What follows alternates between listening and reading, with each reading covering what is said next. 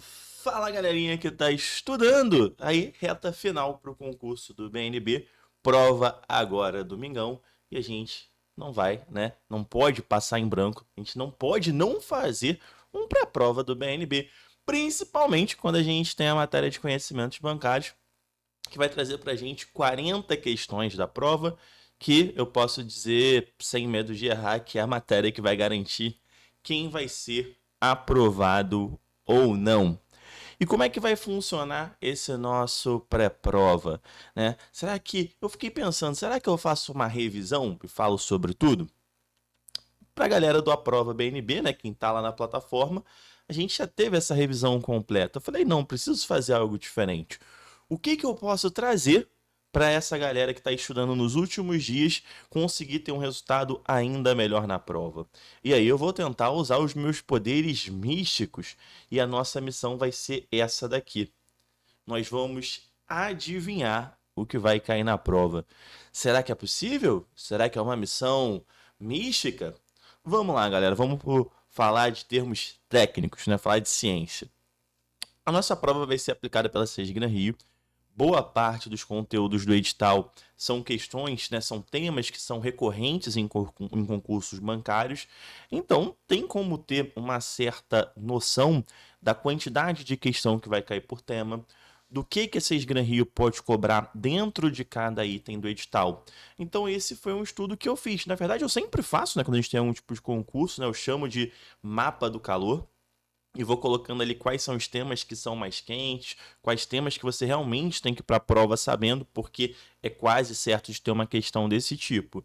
E o que eu fiz foi aplicar isso dentro do edital do BNB, aqui com muito mais tempo de estudo, e eu queria deixar um agradecimento aos mais de 120 alunos que fizeram junto comigo ali a prova BNB, correram junto essa maratona, estão indo muito forte para esse concurso, porque na elaboração desse conteúdo, na elaboração das questões, nas projeções do que poderia ter na prova, eu consegui chegar nesse material que eu realmente acredito que a prova venha assim para vocês.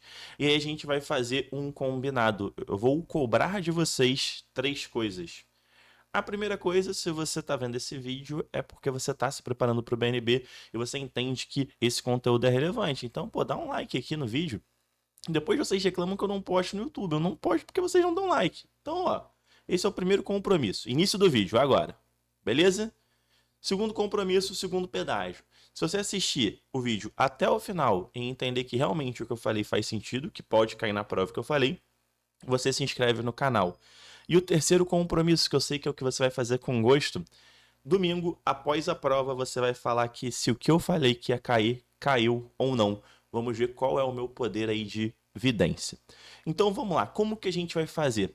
Eu vou falar as 40 questões que vão cair na prova e como que você vai resolver essas 40 questões. E aí você só vai precisar ir domingão, marcar o X no lugar certo, matar a questão e correr para o abraço. Pode ser assim?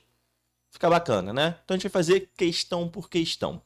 Galera, aqui, obviamente, é algo para quem está estudando, né? Reta final. Então, se tiver alguma coisa que eu falar aqui que não faça muito sentido para você, que você não entenda, anota e depois dá uma olhadinha. Quem é aluno da prova BNB pode ver a aula específica. Teve só um tema específico? Coloca aqui no YouTube o tema, meu nome, provavelmente você vai achar uma aula também. Tranquilo? Então vamos lá. A nossa questão número 1, a gente começa o nosso desafio com um tema bem comum para concurso bancário, que é a estrutura do sistema financeiro nacional. Essa questão ela pode vir em dois sentidos. Um sentido mais fácil, que seria só para você entender os 3 níveis do sistema financeiro nacional. Quais são esses 3 níveis? Né? A gente tem o nível regulador ou normativo, que é o que vai criar ali as regras, as normas, que aqui eu faço até aquela brincadeira. No nível regulador, eu vou te dar um conselho, né? Para você nunca esquecer. Por que conselho? Nível regulador são os conselhos. Conselho Monetário Nacional, Conselho Nacional de Previdência Complementar, Conselho Nacional de Seguro Privado. A gente tem a galera que faz a supervisão, o nível supervisor, que aqui a gente vai ter o Banco Central, a CVM, a SUSEP, a Previc e o nível operador, que é a galera que põe a mão na massa. Então pode ter uma questão te perguntando sobre essa estrutura, beleza? E seria uma questão muito fácil. Só que como a gente tem já um detalhe, um desenho específico para ter uma questão de CMN Bacen, eu apostaria mais que a banca te exija um conhecimento sobre banco comercial e banco de investimento.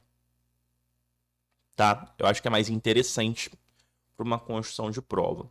Qual é a diferença? Basicamente, o banco comercial ele faz operação de curto prazo e banco de investimento faz operação de longo prazo.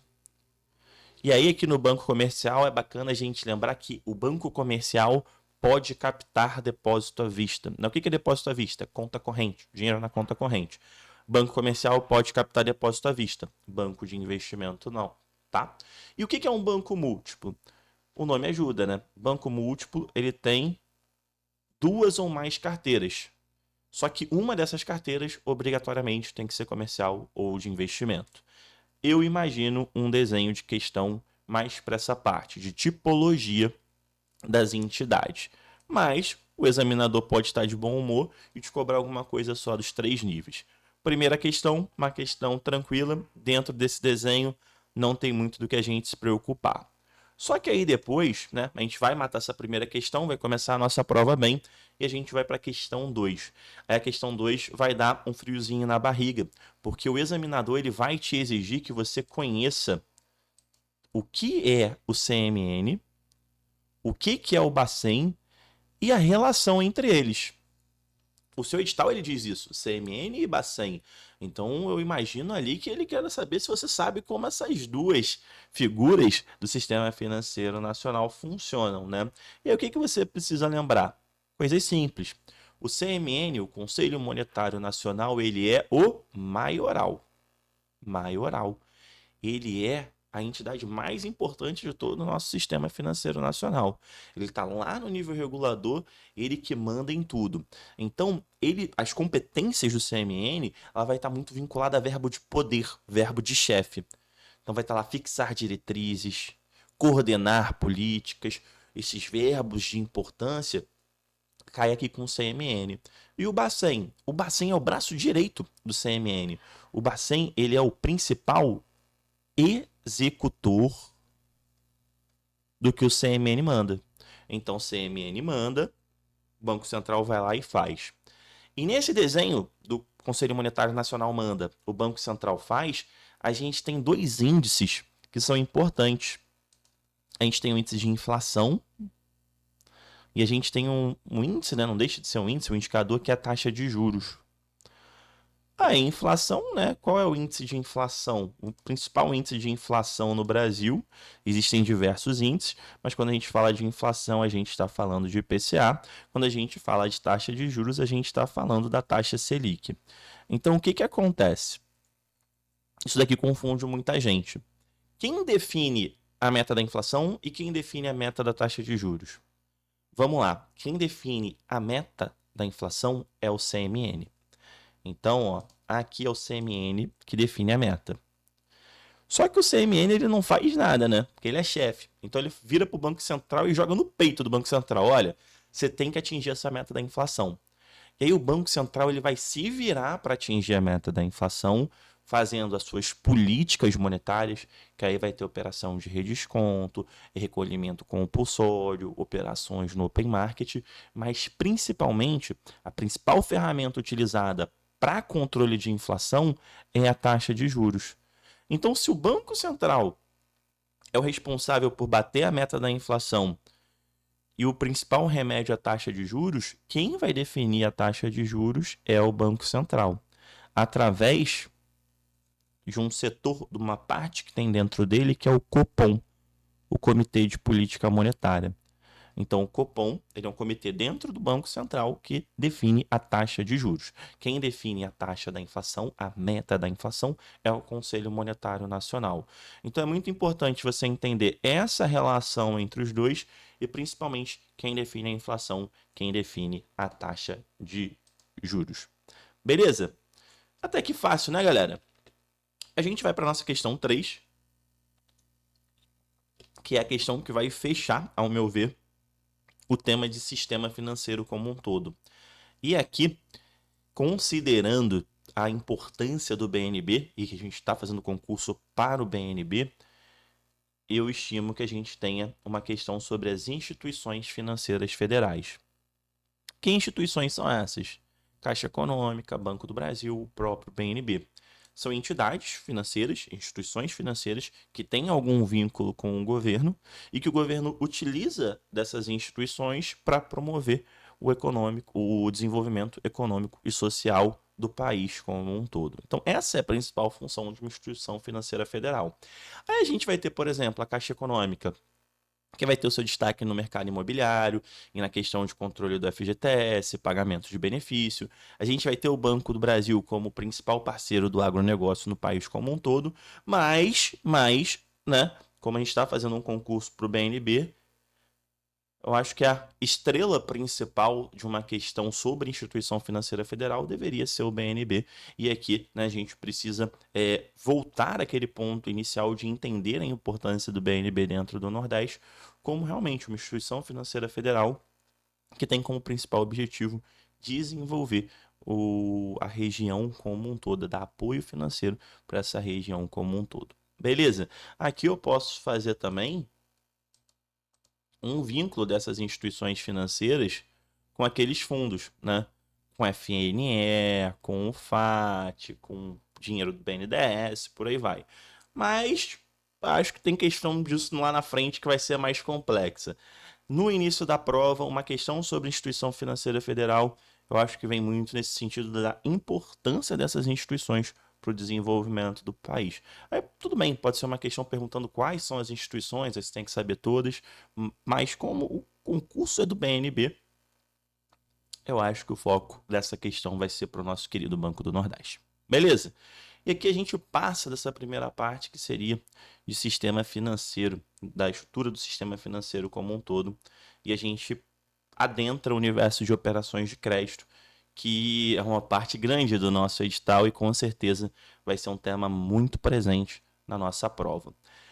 Cadastro, né? A gente começa lá estudando operações de crédito, estudando os cadastros de pessoa física, estudando o cadastro de pessoa jurídica, mas o cadastro de pessoa física é muito simples, né? Acho que é muito simples, eu acho que o examinador não vai ser tão legal com vocês do que precisa exigir, então acho que pessoa jurídica tem um pouquinho mais de chance.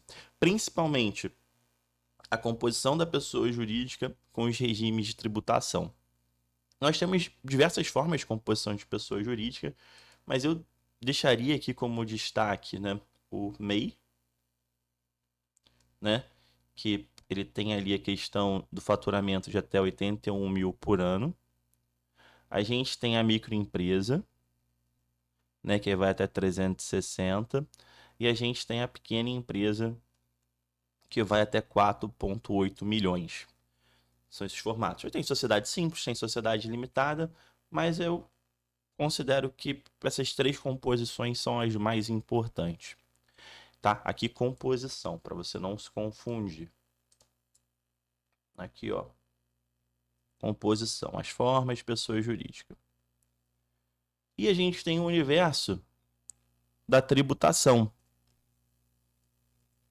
E aí eu chamo atenção para três condições ou três possibilidades de tributação dentro da pessoa jurídica.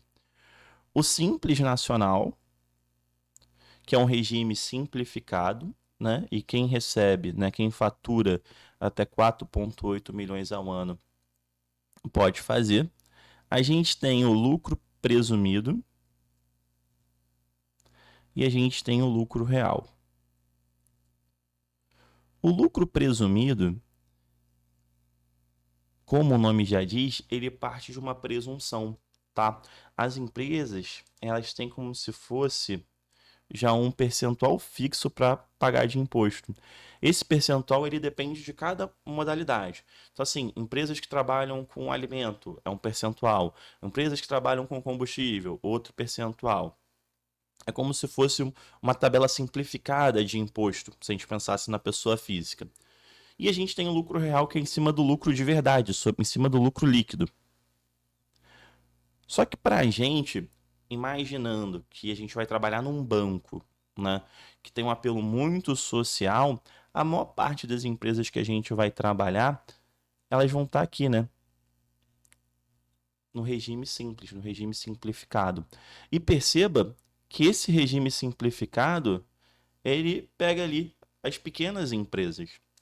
Então, essa associação de eu saber que uma pequena empresa pode estar enquadrada no simples, porque o faturamento dela está ali na faixa do que ela pode ter de regime simplificado de tributação, é interessante.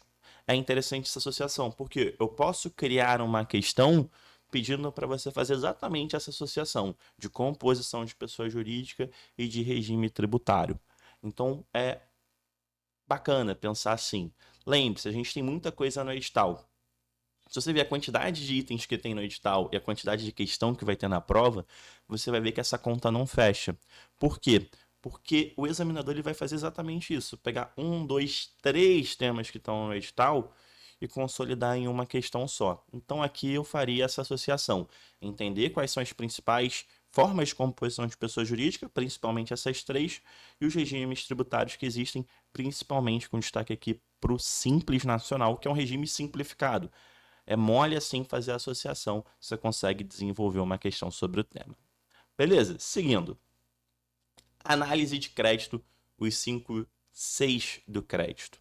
Tá? Quando a gente pensa em análise de crédito, o que eu estou pensando? Né? Qual é o meu objetivo aqui? É verificar se esse cliente se ele pode pegar um empréstimo. Então, será que o cliente ele pode pegar um empréstimo? E aqui você tem que pensar como você. Tem que pensar como você. Você emprestaria dinheiro para alguém? O que você analisaria? O que você analisaria para emprestar o dinheiro para alguém? Para facilitar a nossa memória, a gente fala que tem os 5, 6 do crédito. O que é isso? A gente tem o capital, a capacidade, o caráter, o colateral e as condições. O capital e a capacidade têm uma relação realmente com o dinheiro. Se o cliente, né, se a pessoa que quer um empréstimo tem dinheiro para pagar a operação. Capital puxa mais para o lado do patrimônio do cliente, tipo investimentos, bens e tudo mais, e capacidade com a capacidade que ele tem de gerar dinheiro. Então, numa pessoa física seria o salário, numa pessoa jurídica o faturamento. Mas perceba, tanto capital quanto a capacidade, a gente está falando de algo um pouco mais financeiro. O caráter é saber se esse cara vai querer me pagar. E eu avalio o caráter do cliente através do histórico. Pô, tem muita restrição no Serasa? Já deu calote aqui para mim? Já me deixou de pagar alguma coisa? Acho que não vale a pena emprestar para ele. Colateral é uma palavrinha estranha, mas que é simples, significa garantia. Beleza, tu vai fazer um empréstimo comigo. Qual garantia que você me dá que você vai pagar? Ah, você vai pegar um empréstimo, mas vai deixar o seu carro como garantia? Você vai pagar o seu empréstimo, mas você vai deixar um bem imóvel como garantia? Opa, fica melhor. E as condições. Essa parte de condições tem realmente a ver com a própria operação. O prazo que eu vou estabelecer para o cliente, os juros que eu vou estabelecer para o cliente, faço toda essa análise. Dentro de condição, imagina que você tem uma taxa de juros alta e você sabe que a tua taxa de juros é mais alta do que o mercado. Por que o cliente está vindo pegar o dinheiro com você? Será que ele já não teve a análise dele negada em outra instituição? Mas o que é importante de destaque? Principalmente a parte da capacidade, que é essa capacidade que o cliente tem de gerar dinheiro, e também a questão do caráter, que envolve o histórico. Aqui eu posso ir além, tá? E vincular a questão do caráter também com alguns pontos da PR-SAC, da Política de Responsabilidade Socioambiental e Climática do BNB. Esse cliente vai pegar o dinheiro para algum empreendimento que vai desmatar, que vai causar algum dano à natureza? Será que essa empresa tem algum vínculo com exploração, por exemplo, de menores, mão de obra escrava? E isso aqui também envolve o ponto do caráter. Importante a gente associar as matérias. Mas esses 5, 6 vão te salvar uma questão na prova sem dor de cabeça, beleza? Brian, eu não consigo gravar os 5, 6. Foca então na parte do dinheiro. Tem que ter dinheiro para pagar. e tem que querer pagar, que seria parte do caráter, que é o histórico do cliente. Pega esses dois, que são os principais pontos que aparecem em prova, já te ajuda. Risco da atividade bancária. Nós temos diversos riscos. E a prova, o edital ainda fala de risco de mercado, né? Fala do risco de liquidez num sentido um pouco mais amplo. Mas vamos lá, vamos tentar adivinhar o que vai cair. Essa matéria está dentro da parte de operações de crédito. Então faz sentido eu olhar o risco, os principais riscos, os riscos mais comuns nas operações de crédito. Concordam comigo? E quais são esses 3 principais riscos? A gente tem o risco de crédito, o risco operacional, muito importante, e o risco de liquidez. Esse risco de liquidez, principalmente aí você que estuda para certificação bancária, coisa do tipo, se associa esse risco de liquidez com a dificuldade de vender ativos. E realmente isso é risco de liquidez. Só que existe uma outra forma de eu entender o risco de liquidez que a gente vai ver aqui agora, que é mais importante para a nossa prova. Mas vamos começar pelo início, né? Pelo risco de crédito. Risco de crédito, C de calote. Então, o risco de crédito é o risco básico de toda operação de crédito. É o risco que eu tenho do cara não me pagar. Ponto. Então, esse é o risco de crédito. O cliente não me pagar. Por qualquer motivo que seja. Seja porque ficou sem dinheiro, seja porque não quis pagar, enfim, porque a empresa quebrou, porque era, enfim, qualquer motivo. O cara não pagou, calote, risco de crédito. Só que aí dá para eu pensar em outras coisas que podem acontecer. O risco operacional ele está muito vinculado com a própria operação do banco. Então aqui alguém fazer algo errado, não seguir o procedimento. Pode ser que eu caia numa fraude porque eu não verifiquei os documentos. Pode ser que eu cometi algum erro lá nos 5, 6 do crédito e liberei mais dinheiro que o cara podia pegar. Pode ser que eu fiz alguma coisa errada. Então é um risco operacional, tá? Quando o próprio banco faz algo errado. Esse risco operacional eu posso imaginar só na parte de atendimento também. Ah, eu atendi mal o meu cliente, esse cliente vai me processar. Também entra no risco operacional. Mas aqui a gente volta lá naquele ponto inicial. A gente tem esse item dentro da parte de operações de crédito. Então faz mais sentido, né? É mais, como eu posso dizer, mais plausível que eu tenha uma questão de risco operacional envolvendo a liberação de uma operação de crédito. E o risco de liquidez tem essa de não conseguir transformar ativos em dinheiro, mas no nosso universo aqui de operação de crédito tem muito a ver com a parte lá da capacidade dos 5, 6, com o fluxo de caixa do cliente. Às vezes o cliente, principalmente empresas, não conseguem fazer o capital girar, ficam sem dinheiro em mãos, então tem a sua liquidez comprometida. Se a minha liquidez está comprometida, a minha capacidade de honrar os compromissos fica comprometida, e isso pode gerar ali um inadimplemento, um calote para o banco. Então, esses são os 3 principais riscos que a gente precisa saber. Vincularia esses 3 riscos numa liberação de operação de crédito. Uma questão que seria legal é aquela que vem assim várias frasezinhas, né? Risco de crédito é isso, risco operacional é isso, risco de liquidez é isso. Qual que é verdadeira, qual que é falsa? Que é em uma questão só, o examinador ele te exige o conhecimento de diversos riscos.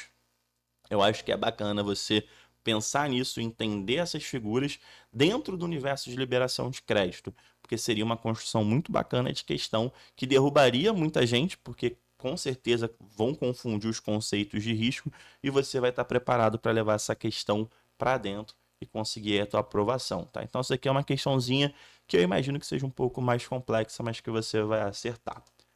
Nossa questão 7. Aí a gente vai ter uma questão difícil de risco, aí a gente vai ter uma questão fácil sobre as modalidades de empréstimo, que vai te pedir coisas simples, ou para você diferenciar o que é empréstimo de financiamento, ou então que você demonstre um conhecimento de operações de desconto e de antecipação. O que é empréstimo, o que é financiamento, né? Qual é a diferença de um para o outro? Muito simples. Empréstimo é dinheiro livre. tá? Então pensa em empréstimo como dinheiro livre. Como assim? Tu pega o dinheiro e tu faz o que tu quiser com ele. Pega 10 mil pra torrar tudo em cerveja. Vai, beleza, tá tranquilo. O financiamento, esse dinheiro, ele tem que ter um objetivo. Ele tem que ter um alvo. Que geralmente, né, vai ser o quê? Um bem. Seja um bem móvel ou um bem imóvel. Então, eu vou pegar um dinheiro para comprar um carro, vou pegar um dinheiro para comprar uma moto, pegar um dinheiro para comprar uma casa. E quase sempre esse bem do financiamento, ele é a própria garantia do financiamento. Ok? Então a principal diferença entre financiamento e empréstimo é isso. Só que além disso, né, a gente também tem descontos e antecipação. Desconto é um tema que o BNB ele gosta de cobrar, porque o BNB ele fala muito sobre título de crédito, né, principalmente de cheque, né? BNB, por mais que seja um produto meio que em desuso, o BNB ele gosta de cheque. O que é um desconto? Desconto ele costuma estar associado a título de crédito que você vai receber numa data futura. O banco te dá esse dinheiro antes aplicando um desconto. Como assim? Imagina que eu te cobrei R$ 1.000 por uma mentoria. E aí você foi e me deu um cheque de R$ 1.000. Só que você falou, Brian, esse cheque você só pode ir lá pegar o dinheiro daqui a 6 meses, que é quando eu vou ter dinheiro na conta. Eu falo, beleza, vou esperar esses 6 meses. Só que vida de professor é difícil. Preciso do dinheiro antes. Aí eu vou lá no banco, falo, banco, olha, eu tenho aqui esse cheque para receber R$ 1.000. Você não consegue me dar o dinheiro antes? Aí o banco é muito bonzinho e fala, não, Brian, me dá o cheque e toma aqui o dinheiro. Só que o banco não vai me dar R$ 1.000, ele vai me dar 900. O que que ele fez? Ele aplicou um desconto aqui de R$ 100. Então, um desconto é isso, geralmente envolvendo um título de crédito. A antecipação é muito comum com valores a receber de cartão de crédito. Pode ser com outros, mas principalmente com cartão de crédito. São valores que eu tenho a receber no futuro, bem parecido com o desconto, que eu peço para antecipar. A grande diferença entre desconto e antecipação é que, como eu falei, o desconto ele está muito mais ligado a título de crédito e a antecipação com um fluxo um pouco mais perene, principalmente fluxo de compra de cartão de crédito ou agenda de boleto, por exemplo. Beleza? Então, essa é a questão 7, uma questão tranquila para a gente se recuperar da questão 6. E a gente vai para a questão 8, que a questão 8 continua dentro desse universo de operação de crédito e que a gente deve ter aqui um amigo nosso. Eu gostaria muito que ele aparecesse na prova, que é o Crédito Amigo, ou uma questão genérica sobre microcrédito. Microcrédito são operações de empréstimo de valor bem pequenininho e é realmente para estimular a economia. Beleza? Crédito Amigo, um programa do BNB de microcrédito. Mas eu posso ter uma questão um pouco mais técnica, pedindo para você definir o CDC. E CDC, né, crédito direto ao consumidor, é dinheiro que é liberado para o consumidor de forma direta. Um ponto importante do CDC é que, assim como em qualquer outra operação de crédito, eu sou obrigado a informar o CET, que é o custo efetivo total, que é o custo tanto envolvendo juros, quanto envolvendo possíveis taxas, quanto envolvendo imposto. Lembrando também que CDC tem a cobrança de IOF, que é o Imposto sobre Operações Financeiras. Uma questão também bem simples, eu ficaria mais feliz se tivesse uma questão do Crédito Amigo perguntando sobre a importância do microcrédito.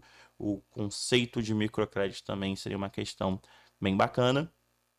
Mas CDC é um tema que sempre aparece, então é bacana você saber. Lembrando que aqui CDC não é o Código de Defesa do Consumidor, tá? É o crédito direto ao consumidor, que é uma modalidade de crédito que até pode fazer um vínculo, perguntando, né, sobre empréstimo, financiamento também.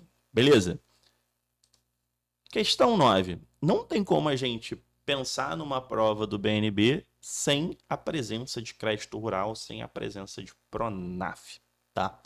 Quando a gente fala de crédito rural, muito importante a gente entender aquelas modalidades: custeio, investimento, comercialização e industrialização. Mas destaque para a parte de custeio e de investimento, tá? Você tem que saber tudo, mas custeio e investimento tem que estar na ponta da língua. Custeio é o dinheiro que eu preciso para botar ali o meu ciclo produtivo para rodar. Então ele costuma, né, o custeio está envolvido com o ciclo produtivo. Ah, vou comprar aqui adubo, vou comprar sementes para plantar. Investimento tem um desenho mais de longo prazo. Algo que eu vou usar por vários ciclos produtivos. Beleza? Crédito rural, bem nessa linha, precisa ter o vínculo com a atividade rural. Então, assim, eu posso pegar um dinheiro dentro da linha de crédito rural para comprar um imóvel para eu morar sem relação com a atividade agrícola? Não, não posso. Beleza? Dentro do crédito rural, eu tenho várias fontes de recurso. Uma linha, né, subsidiada que existe dentro do crédito rural é o Pronaf. O Pronaf ele é um programa nacional de incentivo à agricultura familiar. Então, esse AF aqui, esse AF no finalzinho, é exatamente a indicação de agricultura familiar.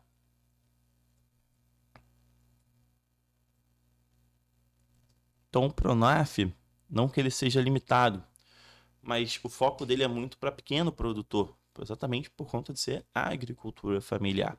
E é muito importante a gente entender a relação social do Pronaf com a região do Nordeste, né? É uma região que sofre muito, tem muitos problemas sociais, e a agricultura familiar é uma ferramenta que busca, né, limitar, diminuir essas diferenças sociais. Então a gente tem muito recurso sendo destinado para essas linhas e que acaba passando pelo BNB como condutor da operação. Aqui eu imagino até o desenho de uma operação. E aí é bem bacana. Tá como assim o desenho de operação? Mais ou menos assim, ó. Seu João, pequeno produtor rural, tem lá o seu sítiozinho onde pratica agricultura familiar, foi até o BNB procurar uma linha de crédito subsidiada para angariar recursos para o seu próximo ciclo produtivo. Qual a linha de crédito mais adequada para ele? Aí falar para você, Pronaf custeio, Pronaf investimento, Pronaf mulher e Pronaf jovem. Pô, não falou que ele é jovem, então não é Pronaf jovem. Ele não é mulher, então não é Pronaf mulher. Ficou entre custeio e investimento. É para o próximo ciclo produtivo, então é custeio. O dinheiro provavelmente vai vir de uma linha de Pronaf custeio. Então é uma questão que eu acho que pode vir montada assim, desenhando uma necessidade do cliente e te pedindo para indicar qual que seria a linha de crédito mais adequada para ele. Beleza? Um pouquinho difícil? Um pouquinho difícil, tá? Questão 10, FNE. O FNE, a galera sempre fala, poxa, Brian, tem muita coisa para ver. Existem questões de provas anteriores que foram bem a fundo no FNE, então é possível que a gente tenha uma questão complexa sobre esse tema, entrando realmente mais no detalhe. Só que a gente está falando da Sesgran Rio, né? A Sesgran Rio ela costuma trabalhar muito com questões mais conceituais. Então, se você está com tempo, eu daria uma aprofundada no FNE. Se não, o que você precisa saber? Isso daqui você tem que ir sabendo para não correr risco de perder questão boba. Porque se a questão for muito difícil, vai ser muito difícil para você, vai ser muito difícil para os concorrentes também. A mesma coisa na parte de legislação, que eu sei que vocês se preocupam e a gente vai falar. Então, o que você tem que ir sabendo, porque concurso é competição. Então, o que você tem que ir sabendo para não deixar ponto bobo na mesa? A função social do FNE. Então, ele é um fundo que ele é direcionado para o desenvolvimento econômico e social do Nordeste, principalmente para a região do semiárido, tanto que pelo menos 50% dos recursos dele precisam ser destinados a região do semiárido, né? Aqui a gente entrando um pouquinho numa parte mais técnica, então isso é importante você saber. E pode vir também um desenho de operação perguntando, né, se você pode liberar uma determinada operação. E aí tem que lembrar de todo o aspecto social do FNE. Então imagina, vem um dinheiro, né, vem uma empresa, imagina uma empresa de Salvador, vai pedir dinheiro. Será que vai poder ter recurso da FNE? Se é uma empresa do Nordeste, aparentemente sim. Mas imagina que ela quer pegar esse dinheiro para fazer um investimento no Rio de Janeiro. Será que vai fazer sentido? Não vai, né? Então a gente pode ter tanto uma questão mais conceitual, que eu acredito que venha, e pode ser que venha no nível mais complexo, ou então uma de um desenho de operação falando se aquela operação pode ter dinheiro subsidiado do FNE ou não. Eu acredito mais nessa primeira linha. Beleza? Aqui foram 10 questões. E aí, 10 questões, você deve ter o quê? Meia hora de prova? 40 minutos de prova? Será que já está cansado? Já abriu uma barrinha de cereal? Como é que tá aí? Aqui tá mais rápido do que vai ser na prova. 10 questões, a gente respira, dá uma alongada e vai para a questão 11, obviamente. Aqui a gente ainda deve falar sobre os fundos, né? Então a gente falou da FNE, a gente não falou ainda do Finame, não falou do FAT. O Finame, na verdade, ele não é só um fundo, né? O Finame é como se fosse uma parte integrante, na verdade ele é uma parte integrante do BNDES, né? A gente tem o BNDES, BNDES Par e Finame. O Finame, né, é uma agência de fomento focada principalmente para aquisição de máquina e equipamento. Máquina e equipamento. O FAT, né, é o Fundo de Amparo ao Trabalhador. Então, o vínculo dele é muito mais com a questão do trabalho. Então, o recurso do FAT, por exemplo, paga o seguro-desemprego. Eu posso falar de atividades, de programas para reincluir pessoas no mercado de trabalho, vai muito nessa linha. Então, o Finame, eu estou falando de algo um pouco mais industrial, né, porque eu estou falando de máquina, de equipamento. E o FAT, eu estou falando algo mais com foco no trabalhador para aumentar a geração de emprego. Essa essência de cada fundo, de cada origem de recurso, você precisa entender. Então, parece que é muito básico, e é muito básico, mas tem que estar muito claro para você que o Pronaf é destinado para a agricultura familiar, que o FNE é destinado para o desenvolvimento do Nordeste, que o Finame é destinado para a aquisição de máquina e equipamento, que o FAT é um fundo voltado mais para o trabalhador, tanto para o pagamento do seguro-desemprego, como para a capacitação, realocação de pessoas que perderam emprego no mercado de trabalho e também como a geração de emprego como um todo.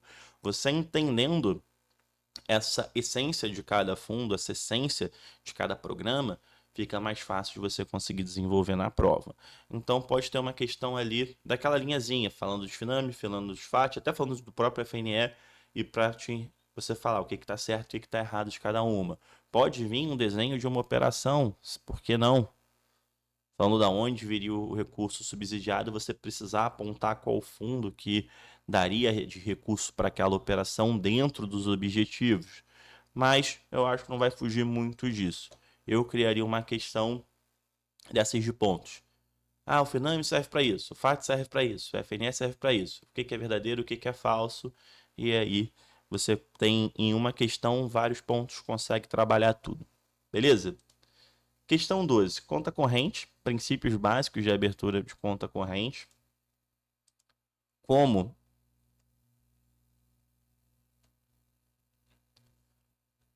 o BNB gosta, importante citar também o cadastro de cheque sem fundo. Né?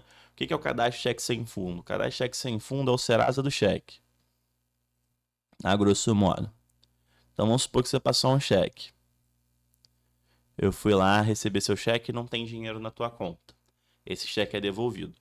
Uma vez. Você tomou um cartão amarelo. Eu fui, apresentei esse cheque de novo. Não tinha dinheiro de novo. Segunda vez, tu tomou o cartão vermelho. Esse cheque ele vai para o CCF. E aí você vai ficar com problemas para emitir novos cheques. CCF Pensa nisso, é o Serasa do cheque. Tem como você sair do CCF? Tem como você sair do CCF, desde que você comprove que você pagou aquele cheque que deu a origem. Então é importante porque está no edital abertura de conta corrente e CCF. Ademais, abertura de conta corrente, lembrar que se você permitiu a abertura por canal remoto, tem que ser também permitido o encerramento por canal remoto. Aqui a parte pode entrar aqui do cadastro da pessoa física, dos cuidados que precisa ter de segurança, né? Essa possibilidade que eu aventei de poder abrir a conta de forma remota, coisas bem simples, tá? Lembrando aqui também que o dinheiro que fica na conta corrente, se você não investe nem nada, o dinheiro que fica na conta corrente parado, é considerado depósito à vista. Depósito à vista, quem pode captar por depósito à vista? Só banco que tem a carteira comercial e por aí vai, tá? Esses detalhezinhos que a gente já conversou, nada muito difícil. Lembrando que aqui a gente já está entrando na parte de serviços bancários, beleza? Pegando ainda essa questão de depósito à vista, existe um modelo de questão que ele está sempre presente, que é ou para você diferenciar depósito à vista e depósito a prazo, ou diferenciar os próprios depósitos a prazos, que é o CDB e o RDB, os dois principais. Principal diferença de depósito à vista e depósito a prazo é que um é à vista e o outro é a prazo, exatamente isso. Depósito à vista você tem liquidez imediata. Se o dinheiro está lá na tua conta corrente, você saca quando você quiser. O depósito a prazo, você até pode resgatar antecipadamente, dependendo da modalidade, mas a ideia principal é que você precisa respeitar um prazo para movimentar. No depósito a prazo, você ganha uma remuneração, né? Você tem ali um acréscimo de juros que você não tem no depósito à vista. Então, essa é a principal diferença. Outro ponto importante: depósito à vista, só banco comercial, né? Pode captar através dele. E o depósito a prazo é uma ferramenta muito utilizada pelos bancos de investimento para captar dinheiro. Beleza? Então essas são as diferenças entre depósito à vista e depósito a prazo. Dentro de depósito a prazo, a gente tem dois depósitos que chamam a atenção. Existem outros, como LCA, LCI, mas os principais são o CDB e o RDB. Qual a diferença de um para o outro? A priori, o CDB você pode resgatar antes do prazo. E o RDB não. A principal diferença é essa. Existem RDBs que você pode resgatar antes do prazo, parará, parará. Ele tem as suas exceções. Mas, regra geral, como aparece em prova. CDB, existe a possibilidade de você resgatar antes do prazo. O RDB, não. Beleza? Tanto CDB quanto RDB podem ser pós-fixados, pré-fixados, vinculados à inflação, não tem problema. Se a banca quiser te exigir muito, pode ser que ela venha com uma perguntinha sacana pedindo para você diferenciar CDB ou o próprio RDB de fundos de investimento de renda fixa. Tá? Isso aqui seria uma pergunta bem sacaninha, bem difícil. Não imagino que venha, mas vamos apostar, vamos torcer que venha que só a gente acerta. A grande diferença entre um CDB e um fundo de investimento, assim, existem diversas diferenças, tá? CDB é um depósito a prazo, que o banco está pegando dinheiro.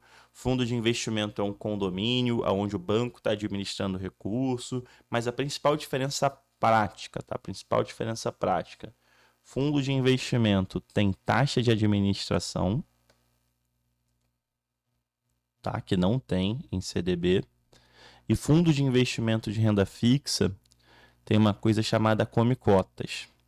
Come-cotas é imposto antecipado, cobrança de imposto antecipado. Então, a principal diferença entre CDB e fundo de investimento é que o CDB não tem taxa de administração, o fundo de investimento tem. CDB, você só paga imposto quando você resgata ou quando ele vence, e no fundo de investimento de renda fixa você tem o come-cotas, que é o imposto que ele é cobrado semestralmente, tá? Esse é o imposto que ele é cobrado em maio, último dia útil de maio e último dia útil de novembro, tá? aqui uma questão mais específica, mais aprofundada. Não imagino que venha. Aqui está sendo aquela carta coringa. Se vier, é bom que só a gente vai saber. Mas se eu tivesse que realmente apostar, diferença básica entre depósito à vista e depósito a prazo, ou diferença entre CDB e RDB, são estruturas mais comuns de questão. Beleza? Questão 14. Rentabilidade, remuneração ou imposto de renda dentro da poupança. Poupança é um tema que costuma aparecer muito em prova. Por quê? Porque é um produto que a maioria das pessoas tem familiaridade, a maioria das pessoas acham que sabe o que é poupança e a maioria das pessoas erram. Então é interessante por isso, porque a gente precisa entender alguns detalhezinhos importantes. Primeiro ponto em relação à rentabilidade da poupança. Desde 2012, quando a gente teve a construção da nova poupança, a gente passou a ter uma diferença de remuneração. E essa diferença de remuneração depende da taxa Selic. Tá? Se a Selic estiver superior a 8,5%, a poupança rende 0,5% ao mês mais TR. Se a Selic estiver igual ou menor, a remuneração passa a ser 70% da Selic mais a TR. Então esse é o primeiro ponto que a gente tem que saber. Segundo ponto, remuneração da poupança. A remuneração da poupança vai depender se é uma poupança de pessoa física ou uma poupança de pessoa jurídica. A remuneração da poupança de pessoa física ela é mensal. E você tem que esperar a data de aniversário. Como assim? Se você investiu agora, dia 10 de abril, por exemplo, você só vai poder mexer nesse dinheiro 10 de maio para ganhar alguma coisa. Se você for tirar o dinheiro da poupança 9 de maio, você não vai ganhar nada. Então ela precisa completar um mês direitinho.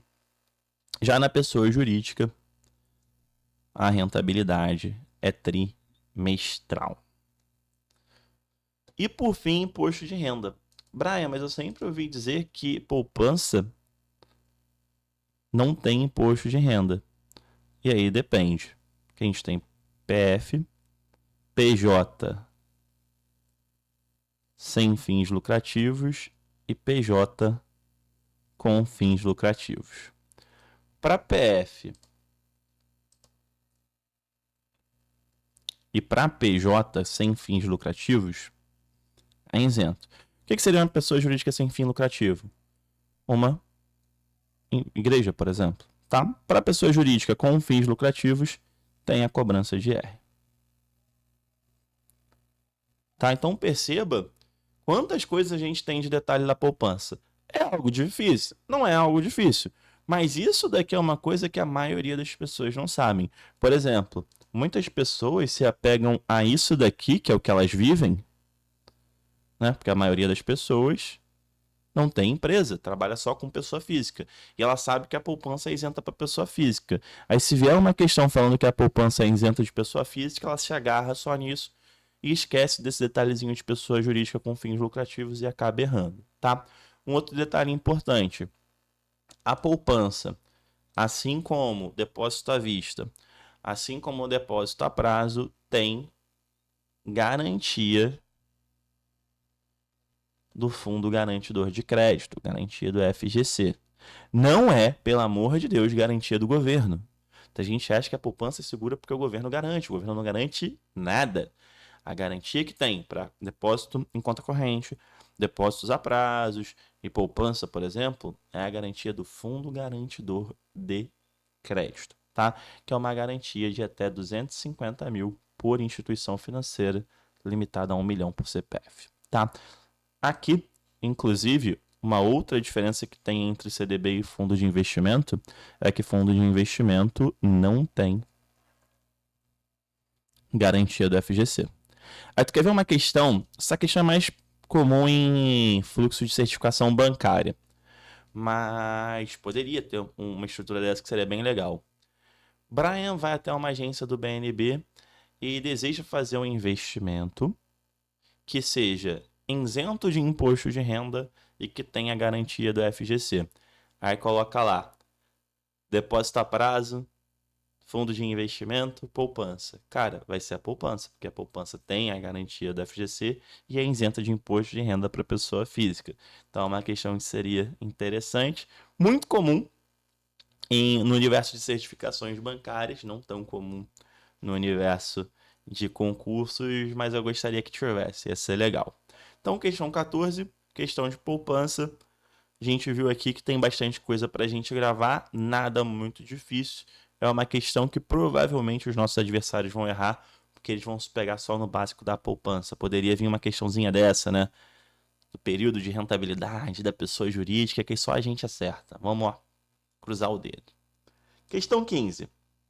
Questão 15 pode vir algo sobre capitalização, pode vir algo sobre seguros. Será que vem algo sobre previdência, que vocês têm tanto medo? Será que vem? É possível, tá? Mas se você tiver um tempinho, dá uma olhadinha no edital das últimas provas do Banco do Brasil, da própria última prova da Caixa Econômica que teve para pessoas com deficiência, para a prova do Banrisul, para a prova do Basa. Você vai ver que em quase todos os editais tá lá a previdência, mas não aparece questão sobre previdência, tá? Se você está com tempo e você tem dúvida sobre VGBL e PGBL, você faz o seguinte, você coloca assim, ó, VGBL Brian aqui no YouTube.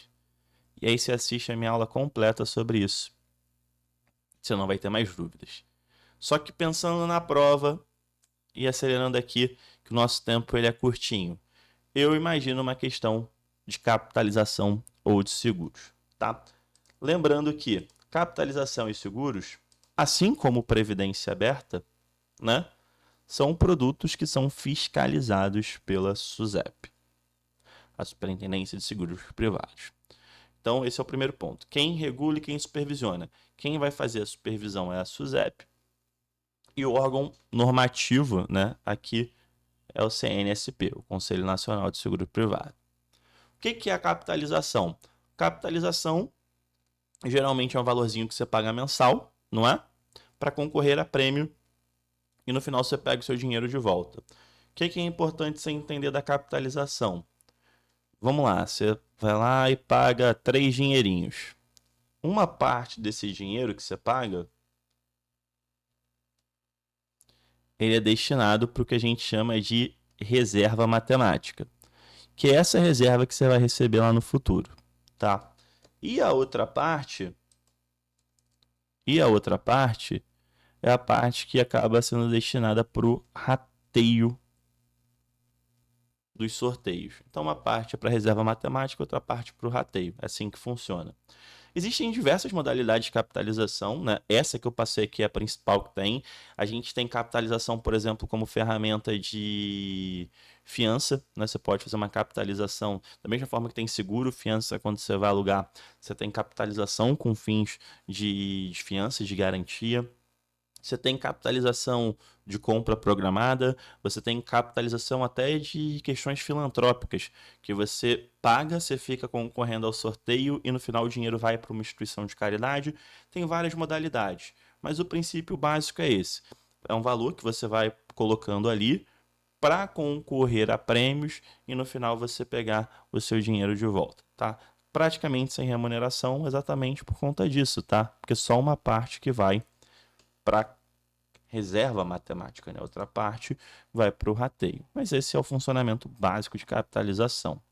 Já em seguro, a gente precisa ter aquele conhecimento trivial, né, das modalidades de seguro. Então, um seguro residencial, um seguro para casa, um seguro de vida, um seguro para quem tem medo de morrer, um seguro de automóvel, um seguro para carro, esse pensamento, e alguns conceitos que existem dentro do seguro. Por exemplo, prêmio. O que é o prêmio?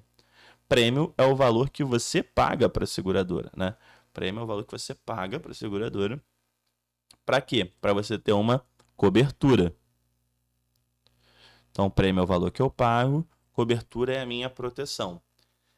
E se eu quiser trocar alguma coisa? Se eu quiser aumentar a minha garantia, vamos supor que eu tenho um seguro de automóvel, eu troquei o carro, eu quero trocar. Essas trocas, essas mudanças dentro do seguro é o endosso, né? A gente fala de endosso. E a gente tem ali o documento, né, que tem essas informações, que é a apólice do seguro. Tá, uma outra informação que tem, né? Pode ter alguns seguros que te exijam uma franquia, né? O que que é a franquia? É um valor que você tem que pagar além do prêmio para acionar a garantia. Então, tu foi lá, porrou o carro. Beleza, aciona o seguro. Aí você tem que pagar uma franquia para fazer esse acionamento do seguro, né? Isso aqui fica muito claro, né? Praticamente todo seguro tem, mas quando a gente vai alugar um carro, né? Você tem que passar ali, deixar uma pré-autorização no cartão, alguma coisa do tipo, que é exatamente para se você fizer alguma coisa com o carro, você fazer o pagamento da franquia.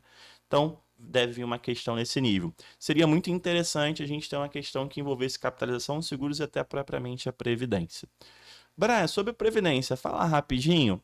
Rapidinho, tá? Rapidinho. Previdência é um produto para quem quer complementar a aposentadoria. Previdência, o que que você tem que lembrar? Que a gente tem a previdência aberta, que é que qualquer um pode contratar, que vai ser realmente supervisionada e regulada pela SUSEP e pelo Conselho Nacional de Seguro Privado. Mas a gente também tem a previdência fechada, que são os fundos de pensão, que aí é de responsabilidade da Previc e do CNPC. Quer saber um pouco mais sobre VGBL e PGBL? É um tema que ele demanda mais tempo, tá? Eu acho que o custo-benefício para quem está na reta final pode ser um pouquinho pesado, mas se você está com tempo, tá aí com a agenda livre, faz o que eu falei. Pesquisa aqui no YouTube mesmo, você vai ver uma aula completa minha falando de VGBL e PGBL, dentro de um modelo de concurso que não tem como você errar uma questão assistindo essa aula. Só que em termos de custo-benefício, eu apostaria mais em capitalização e seguros, pensando em histórico de questões, tá? Posso estar errado, mas aí fica com você, você faz a sua gestão de tempo, beleza? Vamos lá. Questão 16. O BNB, ele fala muito sobre boleto, ele fala muito sobre cheque, ele fala muito sobre convênios de pagamento. E esses produtos, né, a gente precisa entender bem como funciona a lógica de compensação. Porque o conceito, todo mundo sabe o que é um cheque, que é um título de crédito, todo mundo sabe o que é um boleto, todo mundo sabe o que é convênio de pagamento. Isso daí são coisas triviais. Mas como é que funciona essa lógica de compensação? Então, primeiro vamos pensar no cheque. Então, daquele exemplo, eu fiz uma mentoria para você, você me deu um cheque. Então, eu tenho aqui ó, um papelzinho, assinado por você. Eu pego esse cheque e eu vou no meu banco e vou depositar esse cheque lá no meu banco. O meu banco, ele vai gerar uma imagem desse cheque, né? Hoje as coisas são mais digitais, e ele vai enviar isso para o seu banco, para o seu banco fazer a compensação. E aí, o que o seu banco vai ver? O seu banco vai ver se a assinatura é sua, se o cheque está direitinho, se você tem dinheiro. Aí vamos supor que seu banco foi, ó, e deu o ok, falou que tá tudo certo. Então o banco falou, pô, tá tranquilo, tá de boa. Aí, beleza, o dinheiro cai na minha conta. Pá, dinheiro na conta. Beleza, recebi o cheque. Esse é o fluxo, bem tranquilo. Como que funciona agora um boleto? O boleto, eu vou pegar aqui o exemplo da companhia de energia elétrica aqui do Rio, a Light. A Light vai no banco dela e fala que tem que cobrar o Brian. Aí o banco dela me envia o boleto. Porque hoje em dia, né, já aparece lá no site, eu recebo por e-mail, mas enfim. A Light fala pro banco dela, o banco dela pum, envia o boleto. Eu pego esse boleto, pago no meu banco. o meu banco envia o dinheiro para o outro banco que dá o dinheiro para ela. Esse é o fluxo, tá? Bem lógico, tá? Mas desenha. Desenha, porque é muito comum questões desse tipo, ela fazer isso daqui, ó. Ela te dá um fluxo todo e come uma parte. E você não percebe que comeu uma parte, tu acha que tá certo. Então desenha todo o fluxo para você ter certeza que você fez toda a cadeia, principalmente aqui do boleto, que é um pouquinho mais longo, né? Tipo, a empresa ela tem que falar com o banco para emitir o boleto, para eu receber esse boleto, para eu pagar esse boleto, para o meu banco enviar o dinheiro para outro banco jogar o dinheiro na conta da Light. Então é um fluxo um pouquinho mais longo e essas questões sobre esse tema, elas não tendem a ser difíceis, né? Quando ela pergunta do fluxo. O que ela tende a fazer é exatamente isso. Ah, qual é o fluxo correto de compensação de boleto? Aí te dá várias opções. E ela vai comendo, né? A alternativa correta tem tudo, as outras ela come alguma etapa que pode passar desapercebido. Então, se tiver uma questão desse nível, desenha todo o fluxo para você não errar. Beleza? Uma coisa também que pode aparecer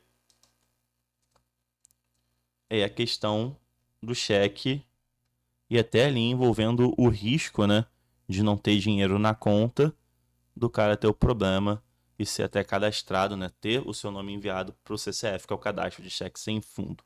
Tá? A BNB gosta muito de cheque, importante saber disso. Pode ter algum vínculo também de você precisar de ter cheque para fazer um desconto, de você precisar de ter uma previsão de recebimentos de boleto para fazer algum tipo de antecipação, se fosse vincular com alguma coisa de operações crédito, mas aqui eu imagino que vem uma questão realmente mais conceitual. Tranquilo? Vamos lá. Questão 17, para a gente fechar a parte de serviços, deve ter uma questão que envolva sistema de pagamento brasileiro, o nosso querido SPB. O que é o sistema de pagamentos brasileiro? É um sistema onde ocorre todas as transferências de recursos. E a gente tem três caras que se destacam, três sistemas dentro do sistema. Na verdade, três infraestruturas de mercado. Então, o nome técnico do que a gente vai ver aqui são as infraestruturas de mercado. Carinhosamente chamadas, pelo menos eu gosto de escrever assim, de IFM. Nós temos três principais: o STR, o SPI e a Selic. STR, Sistema de Transferência de Reserva; SPI, Sistema de Pagamento Instantâneo; Selic, Sistema Especial de Liquidação e Custódia. Tá? Exatamente desse sistema, o Sistema Especial de Liquidação e Custódia, que se deu o nome da taxa de juros de taxa Selic. Tá? E você vai entender o porquê agora. Cada sistema desses, eles comportam uma modalidade ou modalidades de pagamento. O STR, ele é o coração do sistema de pagamentos brasileiro, ele praticamente trabalha com todos os pagamentos, com destaque para o TED e para o DOC. O SPI é o cara que provavelmente vai roubar o lugar do STR, consolidando tudo dentro dele, porque o SPI é o sistema do PIX, sistema de pagamento instantâneo. O PIX é um pagamento instantâneo. Então, conforme a gente vai tendo a evolução do Pix, podendo fazer tudo por Pix, desde transferência até pagamento de boleto, a tendência é que a SPI ele toma esse lugar. E a Selic, que é o Sistema Especial de Liquidação e Custódia, é o sistema que tem a negociação de todos os títulos públicos federais. Tá? E é exatamente porque, por conta disso, que é aqui, isso aqui é só uma curiosidade, tá? É aqui que o Bacen atua, fazendo compra e venda de papel, de tesouro, para realmente garantir que a taxa de juros fique lá na meta que ele estabeleceu. Então, como ele utiliza o sistema Selic para isso, a gente chama a taxa de juros de taxa Selic. Viu? Fica mais fácil. Tá? Mas o que a gente vai enfrentar numa questão dessa?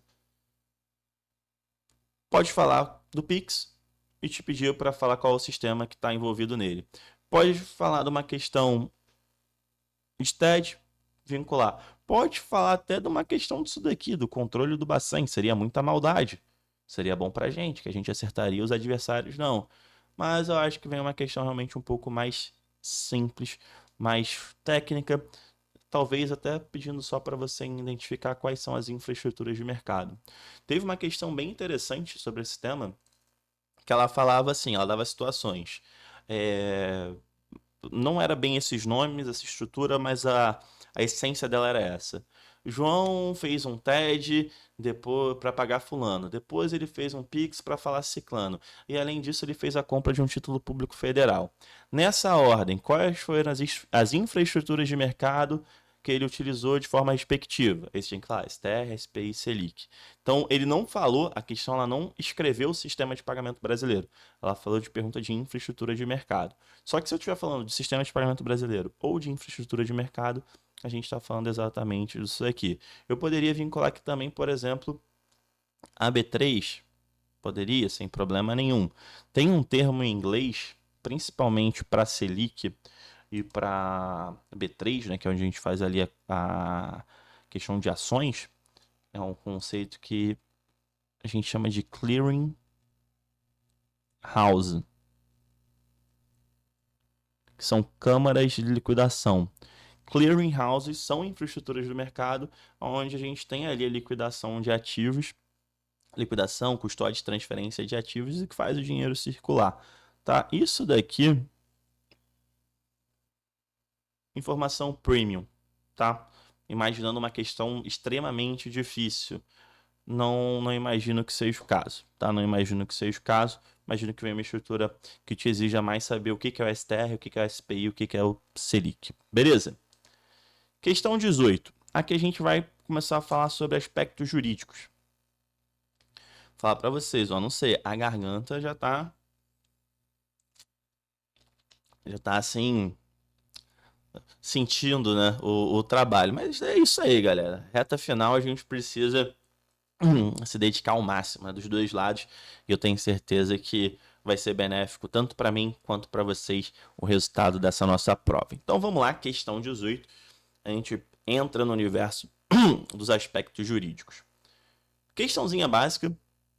Sujeito e objeto de direito, o que é fato jurídico? Tá? Então, sujeito é a pessoa de fato, o objeto vai ser ali um bem, um serviço que está sendo discutido. E fato jurídico são fatos, né? Então, lembrando que os fatos naturais eles têm aspectos, né? Tem ali a sua influência dentro do universo jurídico. Então, realmente, a parte básica, tá? O que é sujeito, o que é objeto de direito, eu posso trabalhar aqui na questão de sujeito, principalmente a capacidade, né, que eu tô falando da capacidade civil, o objeto de direito, né, importante, a gente sempre está trabalhando com o objeto lícito, né, e o fato jurídico é um fato, né, um acontecimento, que desse acontecimento decorre algo que pode ser ali trabalhado no universo legal. Tranquilo? Realmente bem conceitozinho básico nessa estrutura. Se o examinador ele quiser dar uma melhorada, ele pode fazer uma questão nesse modelo daqui, que aqui eu imagino que tenha, que seja um contrato para você analisar e para você ver se esse contrato respeitou as premissas básicas de validade de um contrato, né? E quais são essas premissas básicas que a gente chama de requisito do contrato? A capacidade civil. O que é isso? A pessoa precisa ser capaz. Se ela não tiver, né, a questão de capacidade, ela vai ter que ser representada. E aqui, ó, só voltando, que principalmente aqui no sujeito do direito, aqui tem uma observação importante.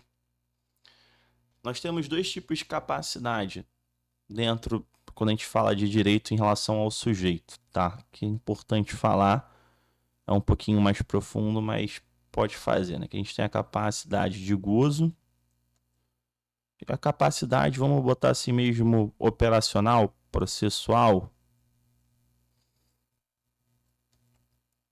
A capacidade de gozo todo mundo tem, tá?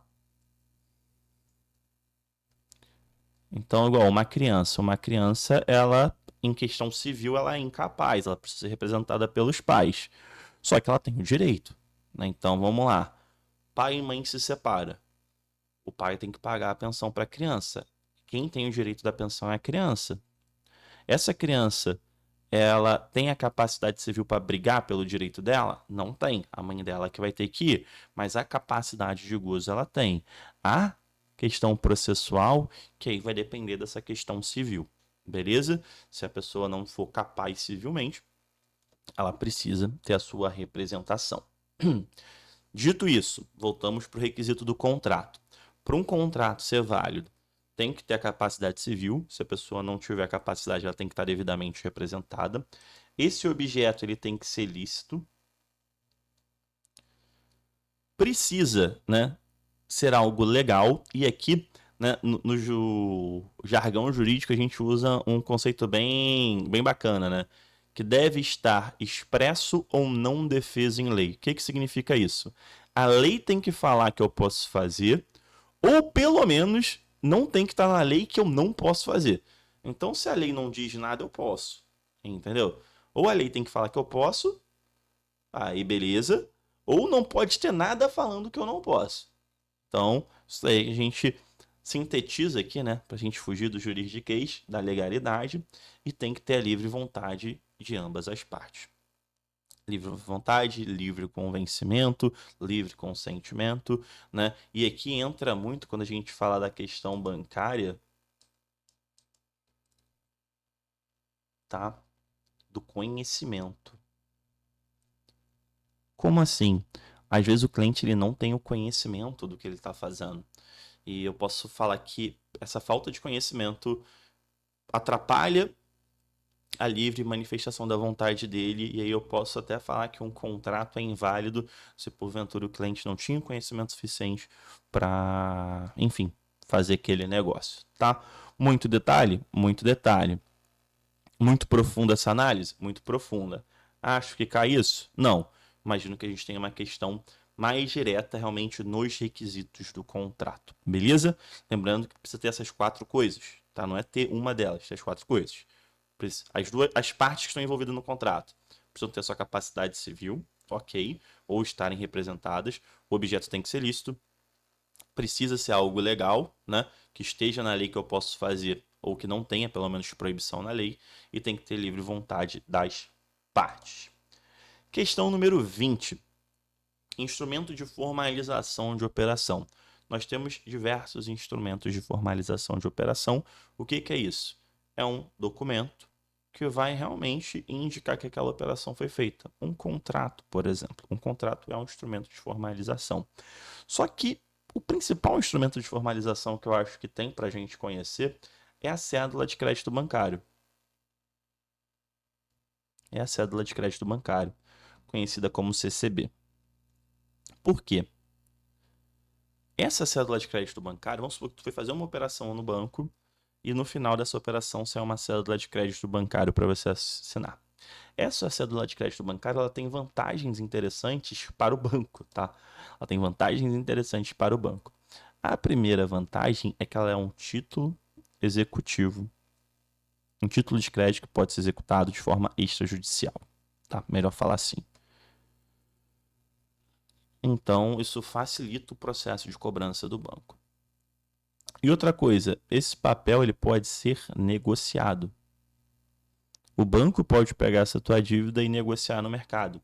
Então, o banco ele gira dinheiro mais facilmente. Então, a gente pode ter uma questão simplesmente te perguntando o conceito de instrumento de formalização de operação, que seria uma questão muito fácil, né? Que foi exatamente o que a gente falou.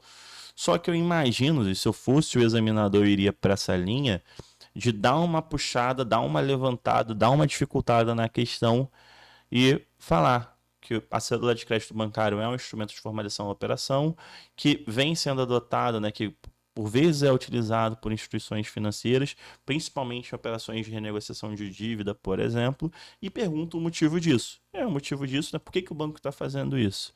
Principalmente por conta disso. Dá uma garantia jurídica maior para o banco em questão de cobrar, porque é um título que pode ser executado extrajudicialmente, e também porque dá essa liberdade do banco negociar esse papel no mercado e já botar dinheiro no bolso e, enfim, já emprestar dinheiro para outra pessoa fazer realmente o fluxo financeiro dele girar. Tranquilo? E aqui a gente chega na nossa questão 20, né? Metade da prova. E nesse momento você já tá assim, nossa, tô muito feliz, porque tudo que o Brian falou que ia cair, tá caindo. Então você fica com mais tesão, com mais vontade de fazer o restante da prova. E vamos lá, vamos para nossa questão número 21. Muito provável que a gente tenha garantia.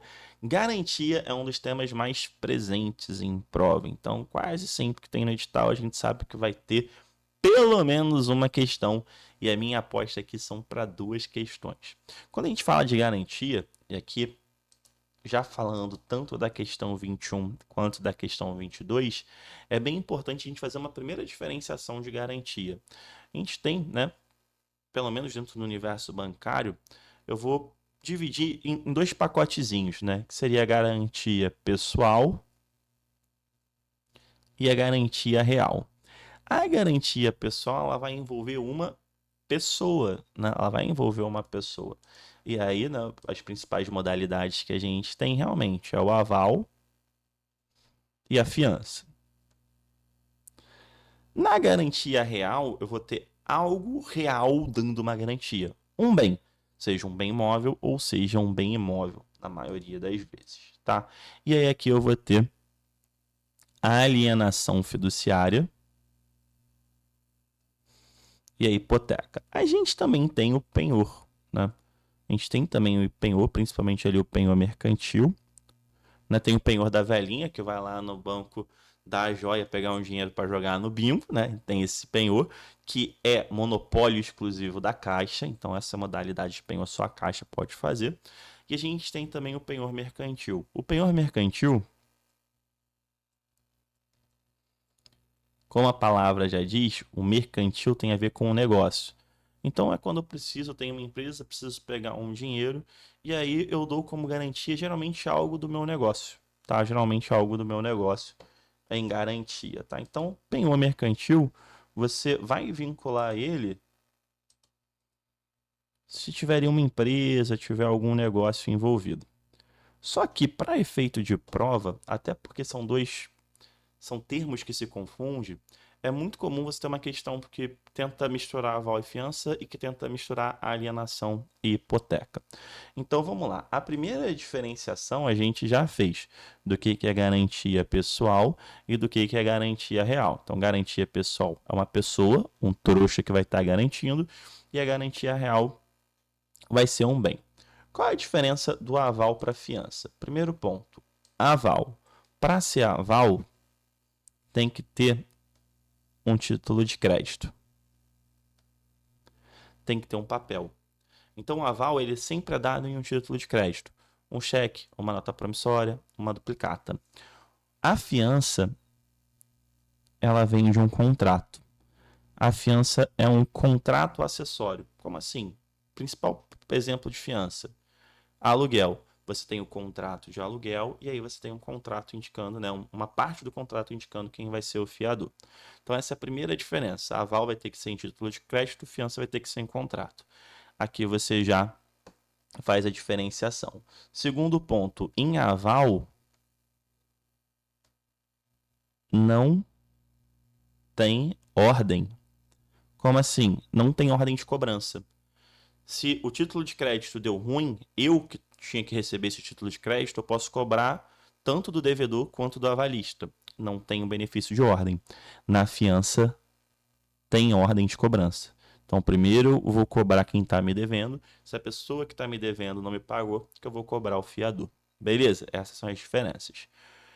Já na parte da garantia real, que a gente já mata duas questões numa só. Alienação. A alienação é tanto para bem móvel quanto imóvel. Hipoteca é só para bem imóvel. Aqui eu já matei a diferença. Lembrando, tá? Detalhezinho, detalhezinho, detalhezinho, tá? Isso aqui é aquela asterisco. Dentro do nosso regimento jurídico, tem duas coisinhas que são móveis que a gente considera que é imóvel, tá? Que é o quê? Que é avião e navio. Então pode ter hipoteca de avião e navio. Beleza? Detalhezinho, detalhezinho. Então essa é a primeira diferença. Alienação pode ser para bem imóvel e imóvel, hipoteca para bem imóvel. Na alienação, a propriedade é do credor. Então, se você aliena um carro no banco, o dono do carro é o banco. A posse é sua, tá? Isso é sempre uma diferença que você tem que saber. Diferença de posse e propriedade. Na alienação fiduciária, você fica com a posse e a propriedade fica com o banco. Você só retoma essa propriedade quando você paga tudo. Na hipoteca não tem isso, você não perde a propriedade. Você não perde a propriedade. Inclusive, você pode vender um bem hipotecado. Eu posso pegar um imóvel que tem uma hipoteca, vender ele. E aí quem vai pagar a hipoteca? A pessoa que comprou. Na alienação fiduciária isso não pode. Então essas são as principais diferenças entre aval, fiança e entre alienação, hipoteca e também penhor mercantil. Eu imagino que a gente tenha duas questões sobre esse tema. Uma questão focada para aval e fiança e uma outra questão focada entre alienação e hipoteca. Tá? Eu já expliquei tudo para vocês, porque da mesma forma que pode ter uma questão para cada, pode ter uma questão que envolva todas as garantias. E eu quis explicar tudo junto para você entender desde a garantia, da diferença de garantia pessoal e real, para que você consiga realmente fazer ali a divisão de tudo, entender qualquer tipo de questão que envolva garantia, beleza? Mas o desenho que eu acho que é mais provável de cair na prova é isso. Uma questão focada em aval e fiança, uma outra questão focada em alienação e hipoteca, beleza? Questão 23. Algo sobre o BNB.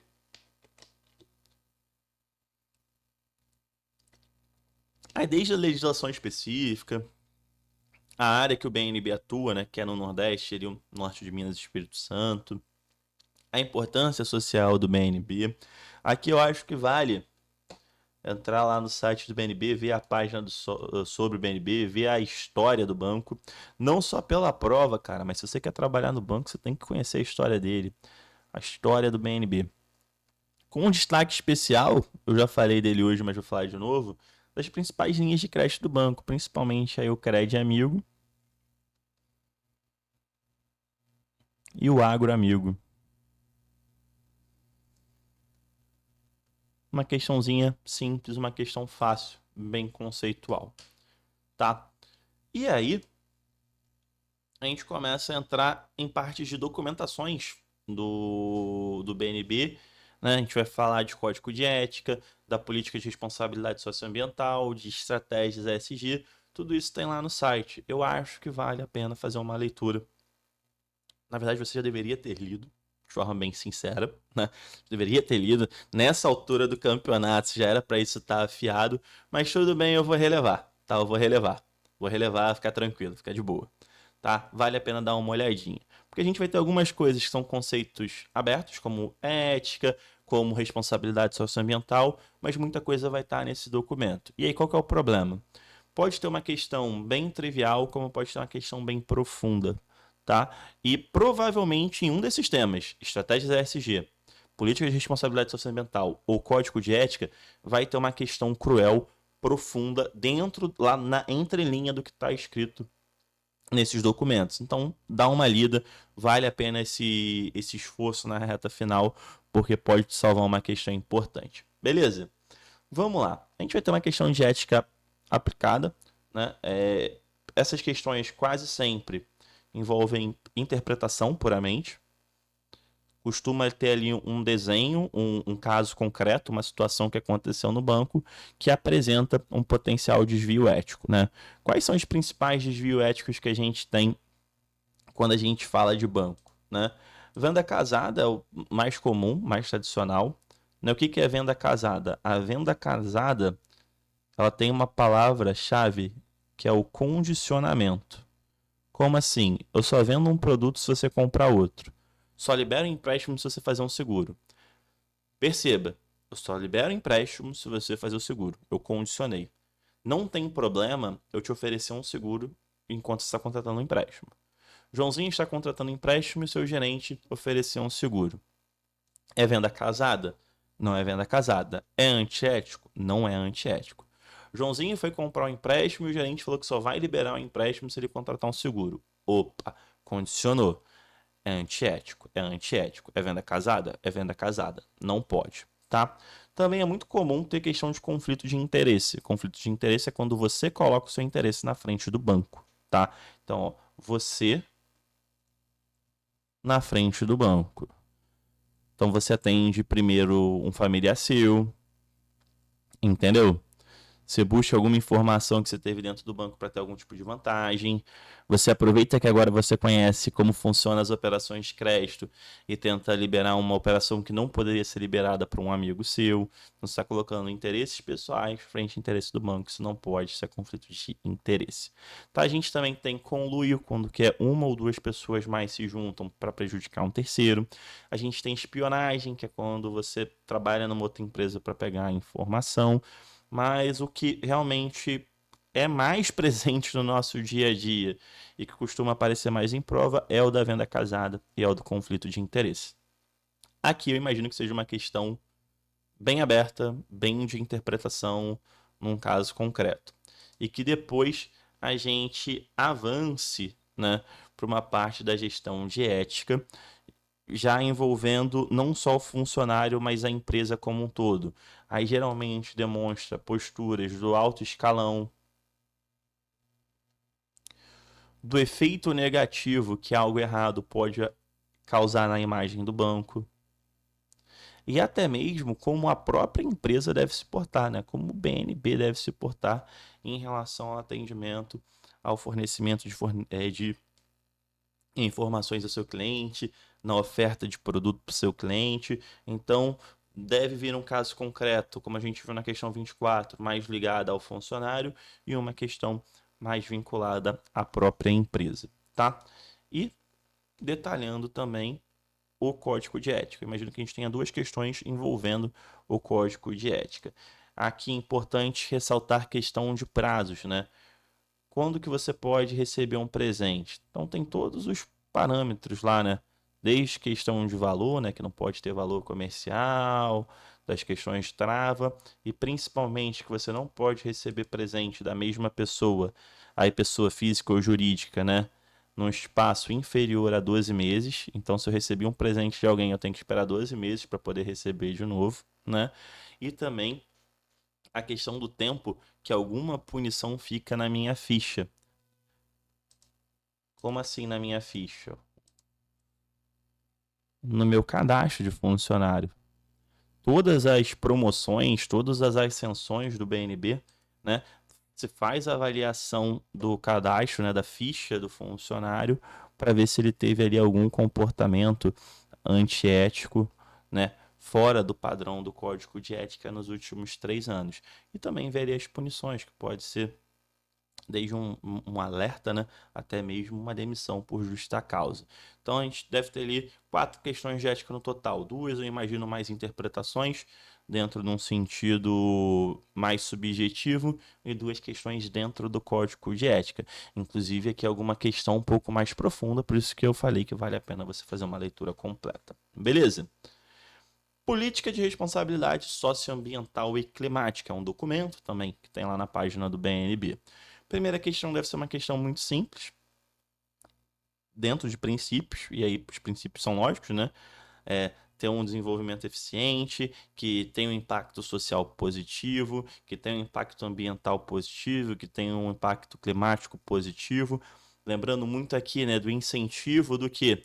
De fomentar as energias limpas, como energia solar, como energia eólica, fazer liberações de operações de crédito que tenham um efeito positivo na região, um cuidado muito forte, até pelo recurso do FNE com o semiárido do Nordeste, um desafio que a gente tem, principalmente nessa região do sertão do semiárido, de busca de água potável, né? Então de eventos, de projetos que auxiliem, né, a ampliação de fornecimento de água, de melhora de recurso hídrico como um todo, e por aí vai. Então, uma questão realmente que fica ali entre os princípios da política de responsabilidade socioambiental.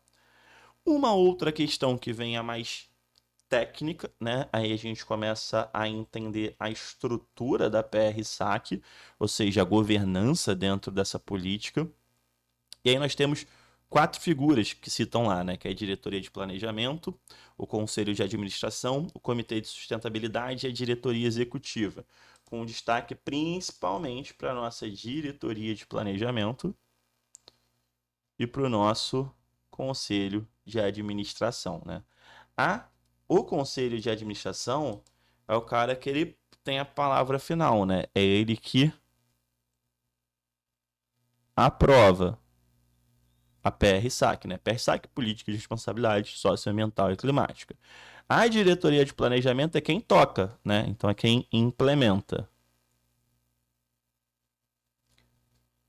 O comitê de sustentabilidade, a galera da prova BNB sabe, né? Eu falo que é o amigo chato.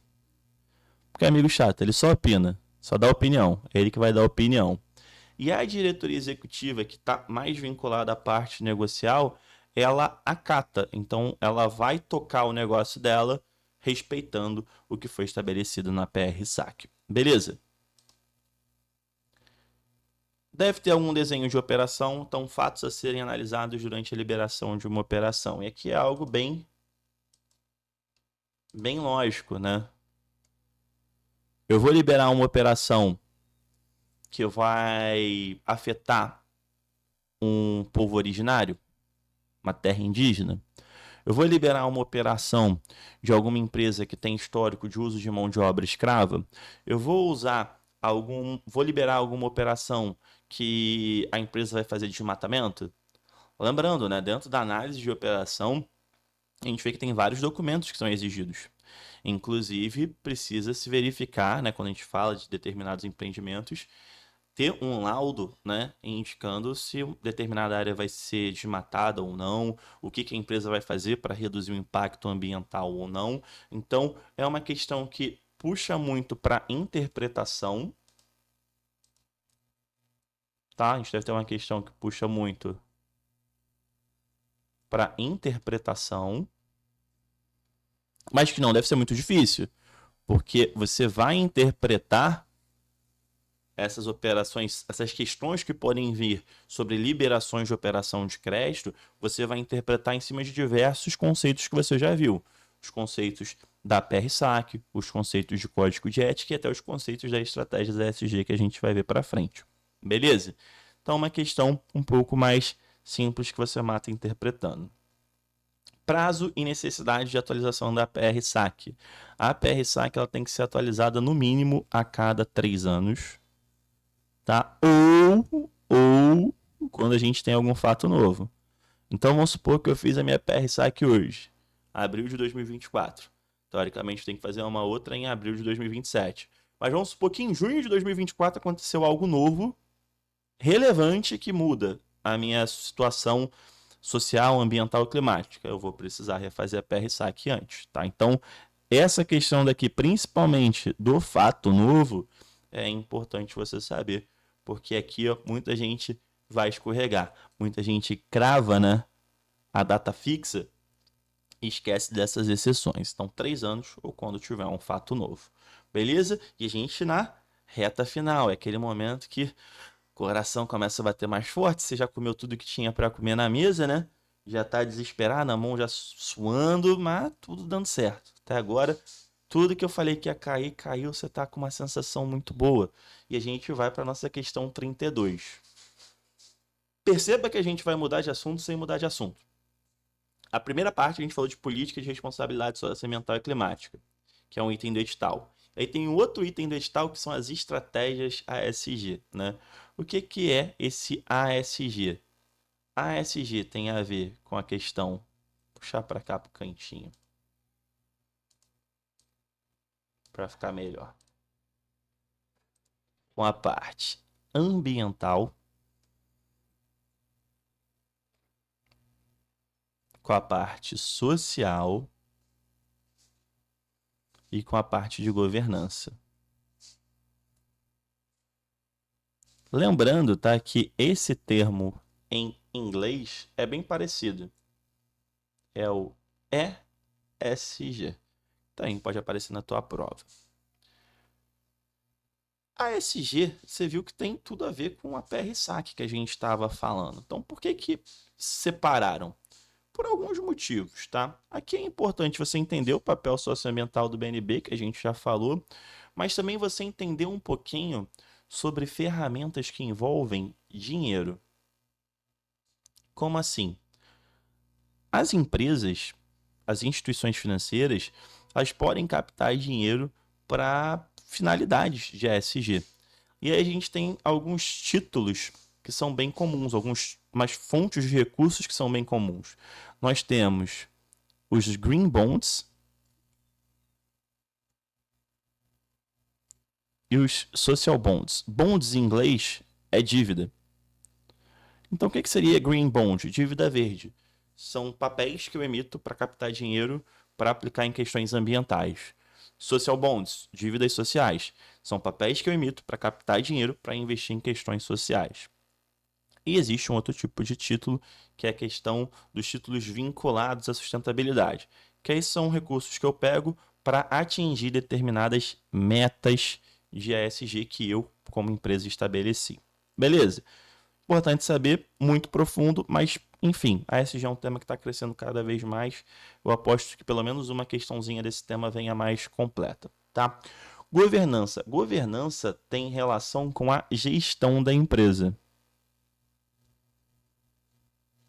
Então tem tudo a ver com a política de responsabilidade socioambiental, tem tudo a ver com o código de ética, tem tudo a ver com a lei anticorrupção que a gente vai ver, a governança é a própria estrutura da empresa. Então, para eu ser uma empresa que tem bons aspectos ESG, eu tenho que ter uma empresa que tenha uma excelente gestão, que seja uma empresa transparente, que faça tudo dentro da lei, tá? Que faça tudo dentro da lei. Eu tenho que ser uma empresa que me preocupe com questões sociais, eu tenho que ser uma empresa que me preocupe com questões ambientais. Será que o BNB atende tudo isso?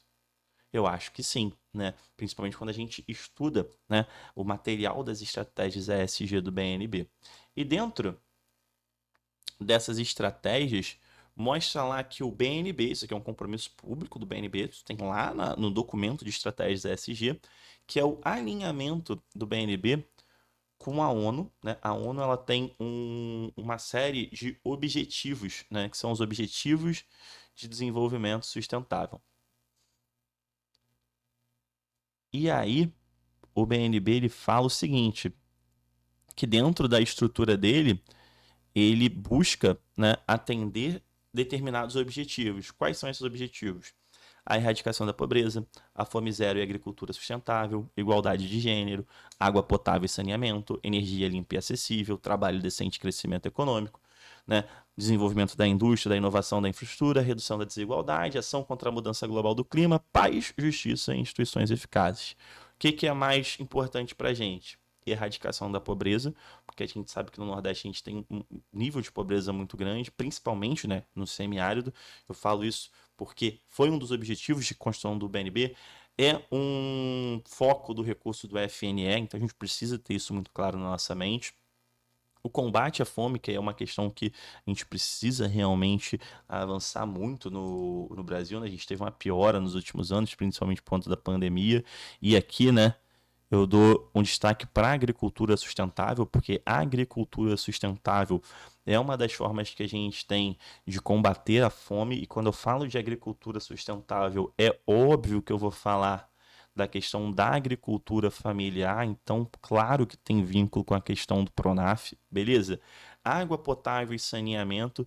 A água potável ela é extremamente importante, né? Quando a gente fala do semiárido, que a gente sabe que tem um problema de acesso a recurso hídrico, então eu posso sim vincular aqui o FNE, que destina mais de 50, pelo menos 50% do seu valor para a região do semiárido. Então são de todos esses objetivos que o BNB tem alinhado com os objetivos de desenvolvimento sustentável, esses daqui são aqueles que mais ficam evidentes quando a gente pensa num contexto todo de prova, num contexto todo de edital. Beleza? E aí, a gente separa para essa parte das estratégias ESG, de questão de política de responsabilidade socioambiental, e a gente entra na reta final da prova, que é quando a gente vai enfrentar os assuntos de atualidades do mercado financeiro, que No nosso edital ele ainda trouxe algumas coisas de lei, né? Qual é o ponto positivo? A parte de atualidade do mercado financeiro, a gente tem tudo para gabaritar de uma forma bem tranquila, tá? Na parte de legislação a gente pode penar um pouquinho, mas eu vou dar umas dicas para vocês conseguirem maximizar o resultado nessa reta final de preparação, mas atualidades do mercado financeiro, a gente deve ter aqui algumas questões bem tranquilas de responder, beleza? Bem em cima de conceito. Importante que você entenda o que é mobile, o que é internet banking, o que é o open banking, tá? Mobile banking é o acesso por aplicativo, simples assim. Acesso por aplicativo. Internet banking é o acesso através do desktop. Aí teve um abençoado, para eu não xingar, que uma vez me fez uma pergunta. Ah, professor, mas aí se eu acessar o site do banco pelo celular, é mobile ou internet banking? A vontade que dá é pegar um livro e tacar na cabeça de um cara desse. Bom, a questão, a banca não vai te dar uma questão tão mirabolante, porque seria passível de anulação. Foca no conceito básico, pelo amor de Deus. Acesso por aplicativo, mobile banking. Acesso através de computador, de desktop, internet banking. O que é importante você saber? Que cada vez mais a gente usa mobile banking. Simples assim. Open banking, open finance. Qual a diferença de um para o outro? Lembrando que no teu edital, ao meu ver de forma errada, está escrito open banking, porque o próprio Banco Central já mudou. O Open Banking foi como esse sistema surgiu, né? Lembrando que tanto o Open Banking quanto o Open Finance, tá? Estou falando da mesma coisa, que na verdade o Open Finance ele foi a evolução do Open Banking. É porque o Open Banking ficava algo que ficava muito restrito a banco, né? O nome. E o Open Finance, quando a gente fala de finança, fica um nome mais amplo. Então é mais uma questão assim da nomenclatura do serviço fazer realmente relação ao que ele é. Open Banking, Open Finance, mesma coisa, tá? Então, para nossa questão de prova, lembrando que hoje a gente fala mais Open Finance, pelo menos está assim até na própria plataforma do Banco Central, então a CG Rio aí usando um termo um pouco antigo, tá? Fica aqui a minha indignação, minha reclamação. Mas o que é isso? Isso daqui é um sistema de compartilhamento de dados. Então o cliente ele vai lá e compartilha os dados dele. Então vamos supor que eu sou cliente do Banco do Brasil. Eu vou lá no Itaú, falo, olha, tá aqui as minhas informações do Banco do Brasil. Primeiro ponto, isso fere a Lei Geral de Proteção de Dados? Isso não fere. Por quê? Esse compartilhamento de dados, ele só acontece se tiver consentimento, pô. Então não fere. E qual é a vantagem desse compartilhamento de dados? Com a outra instituição sabendo dessas minhas informações, fica muito mais fácil para ela me oferecer um melhor produto, uma melhor condição.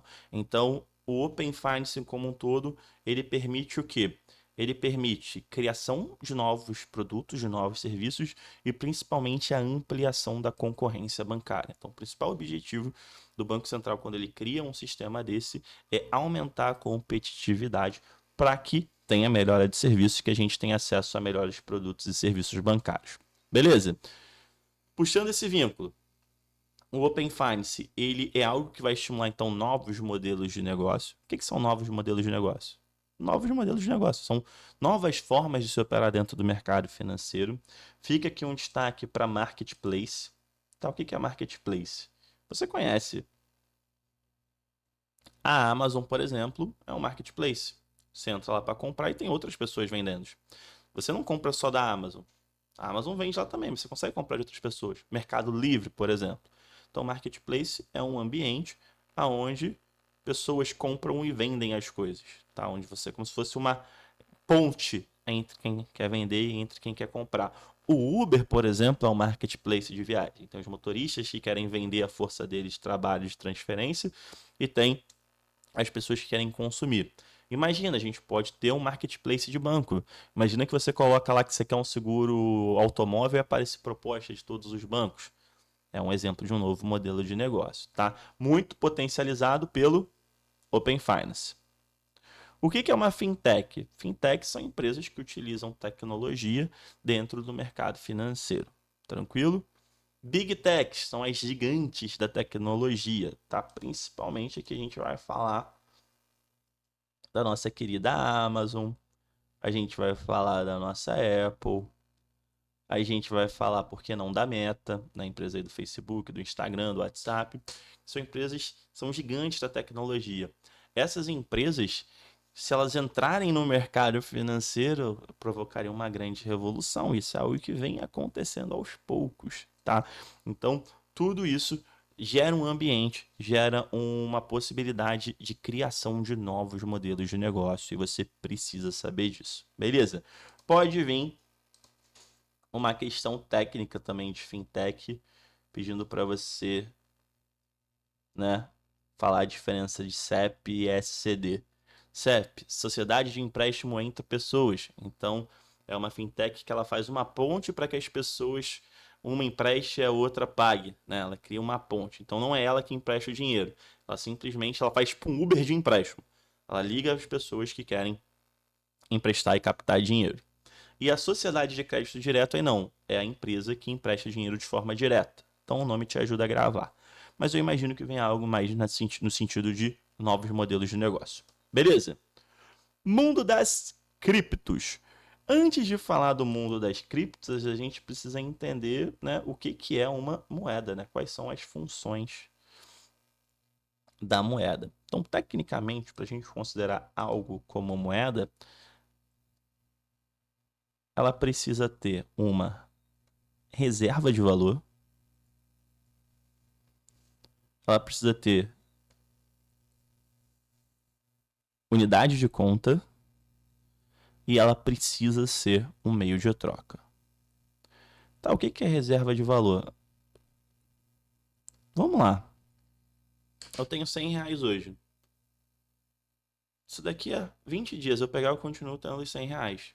Se daqui a 5 anos eu pegar, eu continuo tendo os R$ 100. Ah, Brian, mas tem a inflação. Tá, mas o dinheiro ele continua existindo, eu continuo tendo R$ 100. É diferente, por exemplo, lá da época do escambo. Imagina que eu plantei toneladas de arroz. Daqui a um mês eu vou ter toneladas de arroz ainda para trocar. Mas será que daqui a 6 meses esse arroz já não estragou?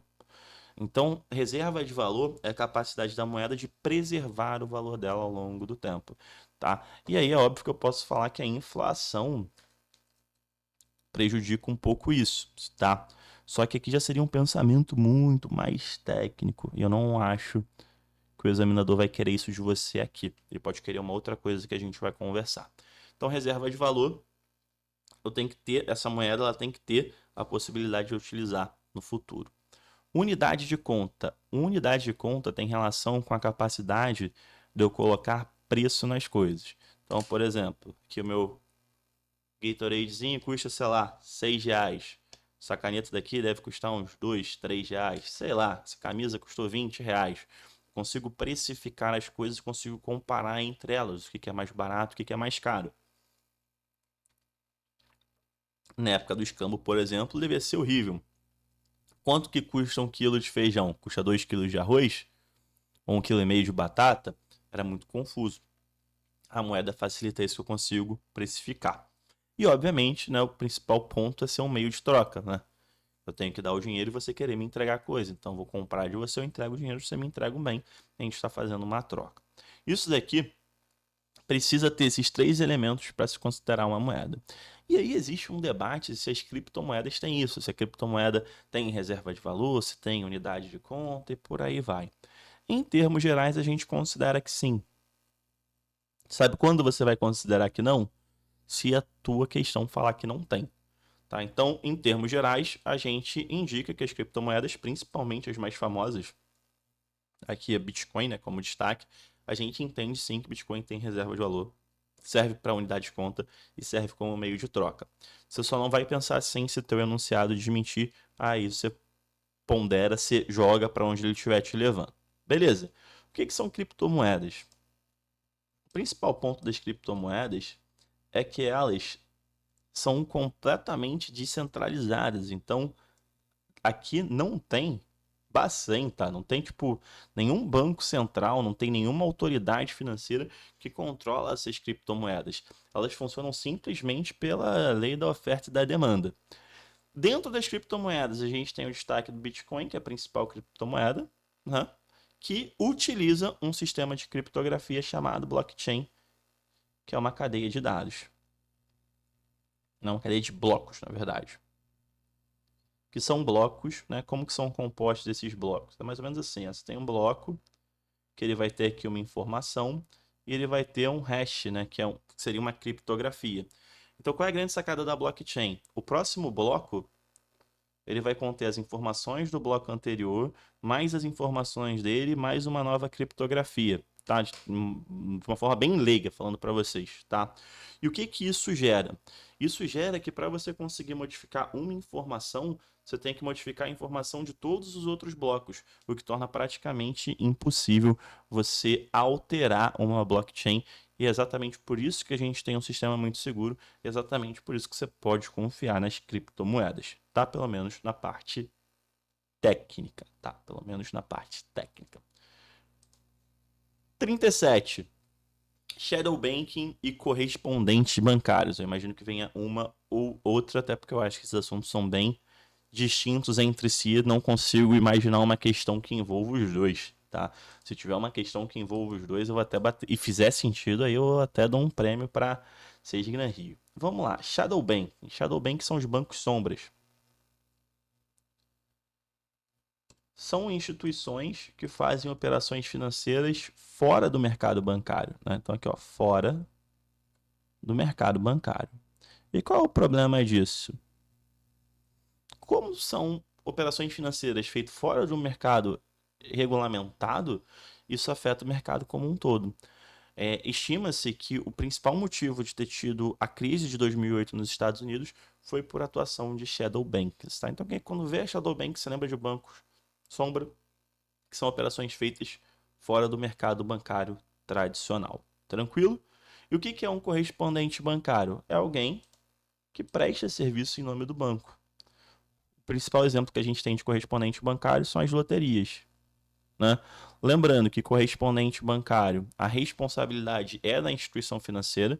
Então, se tiver algum problema na loteria da Caixa, por exemplo, numa loteria, quem é responsável é a Caixa. Correspondente bancário só pode cobrar taxa que seria cobrada no banco, tá? Não pode cobrar nenhum outro tipo de taxa. E ele pode fazer serviços específicos, tá? Ele não precisa ter todos os serviços que tem no banco, até não vai ter. Ele pode se negar a prestar determinados serviços, desde que estipulado em contrato, desde que isso esteja claro.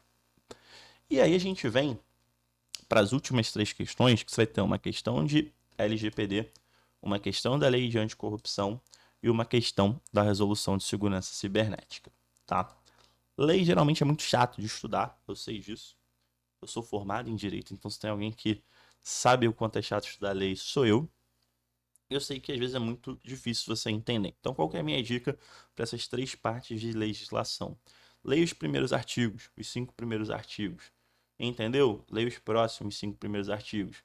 E aí você vai montando. Se você entender para que serve a lei, a síntese da lei, já fica muito bacana. O que você tem que saber aqui da LGPD? Quais são os dados sensíveis? Né, como religião, afiliação política e coisa do tipo. Você tem que lembrar da adequação, ou seja, os dados que eu vou capturar e que eu vou tratar, eles precisam ser adequados à minha atividade. Então, por exemplo, eu sou um banco. Pô, será que realmente faz sentido eu pedir uma informação sobre saúde do cliente? Depende, se eu estou fazendo um seguro para ele, pode ser que sim, que faça sentido. Mas se ele vai estar indo abrindo a conta, será que faz sentido exigir um laudo médico para o cara na abertura da conta? Onde está a adequação?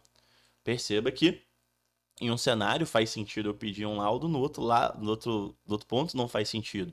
Então, os dados que eu vou solicitar do meu cliente, os dados que eu vou tratar do meu cliente, eles precisam ter uma adequação, precisam ter uma finalidade. Tá? E lembrar que eu tenho que ter questão de sistemas que garantam a segurança desses dados, né? Tanto de quem está operando, quanto da questão de manutenção, de guarda desses dados, fazer questão de testes de segurança. A LGPD ela está muito associada com a segurança cibernética, tá? Então, até pode ser que a gente não tenha uma questão de segurança cibernética e que ela venha acoplada junto com a parte de LGPD, beleza?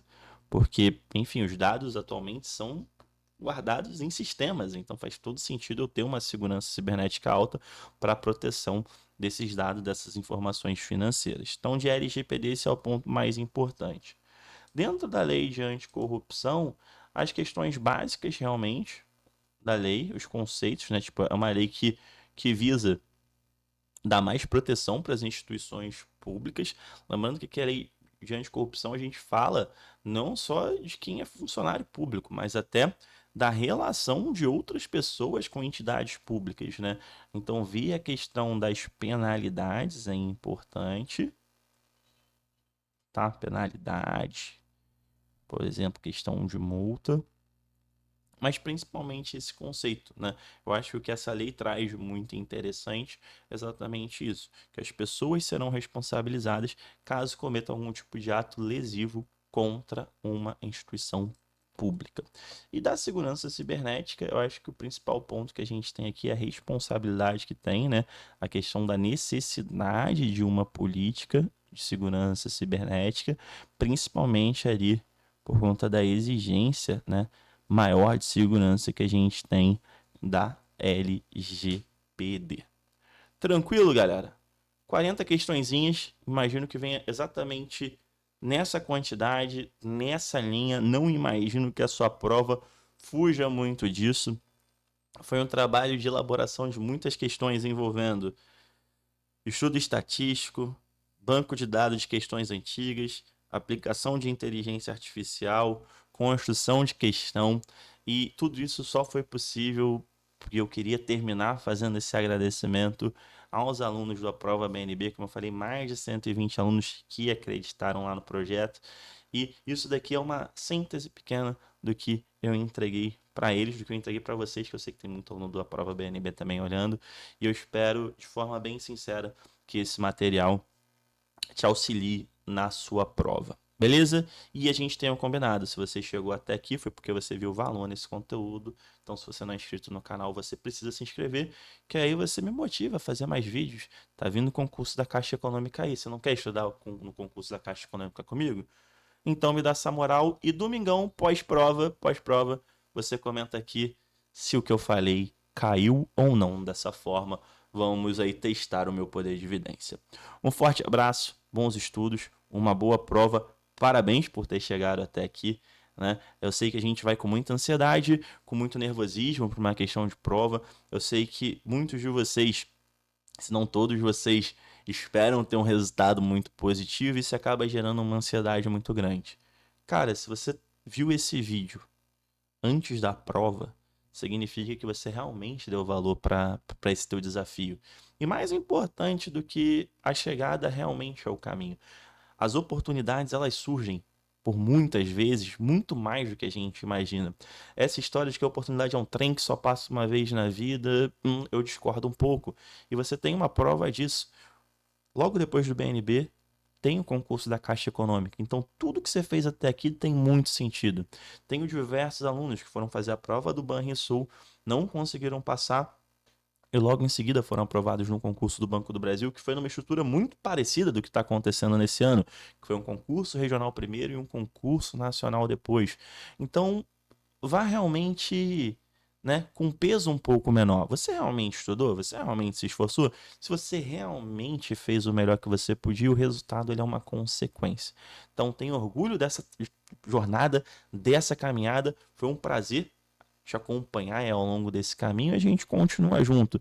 Então tira um pouco o peso, que com certeza isso vai te auxiliar na prova, dar uma relaxada, diminuir um pouco a ansiedade e depois me conta como é que foi. Fechado?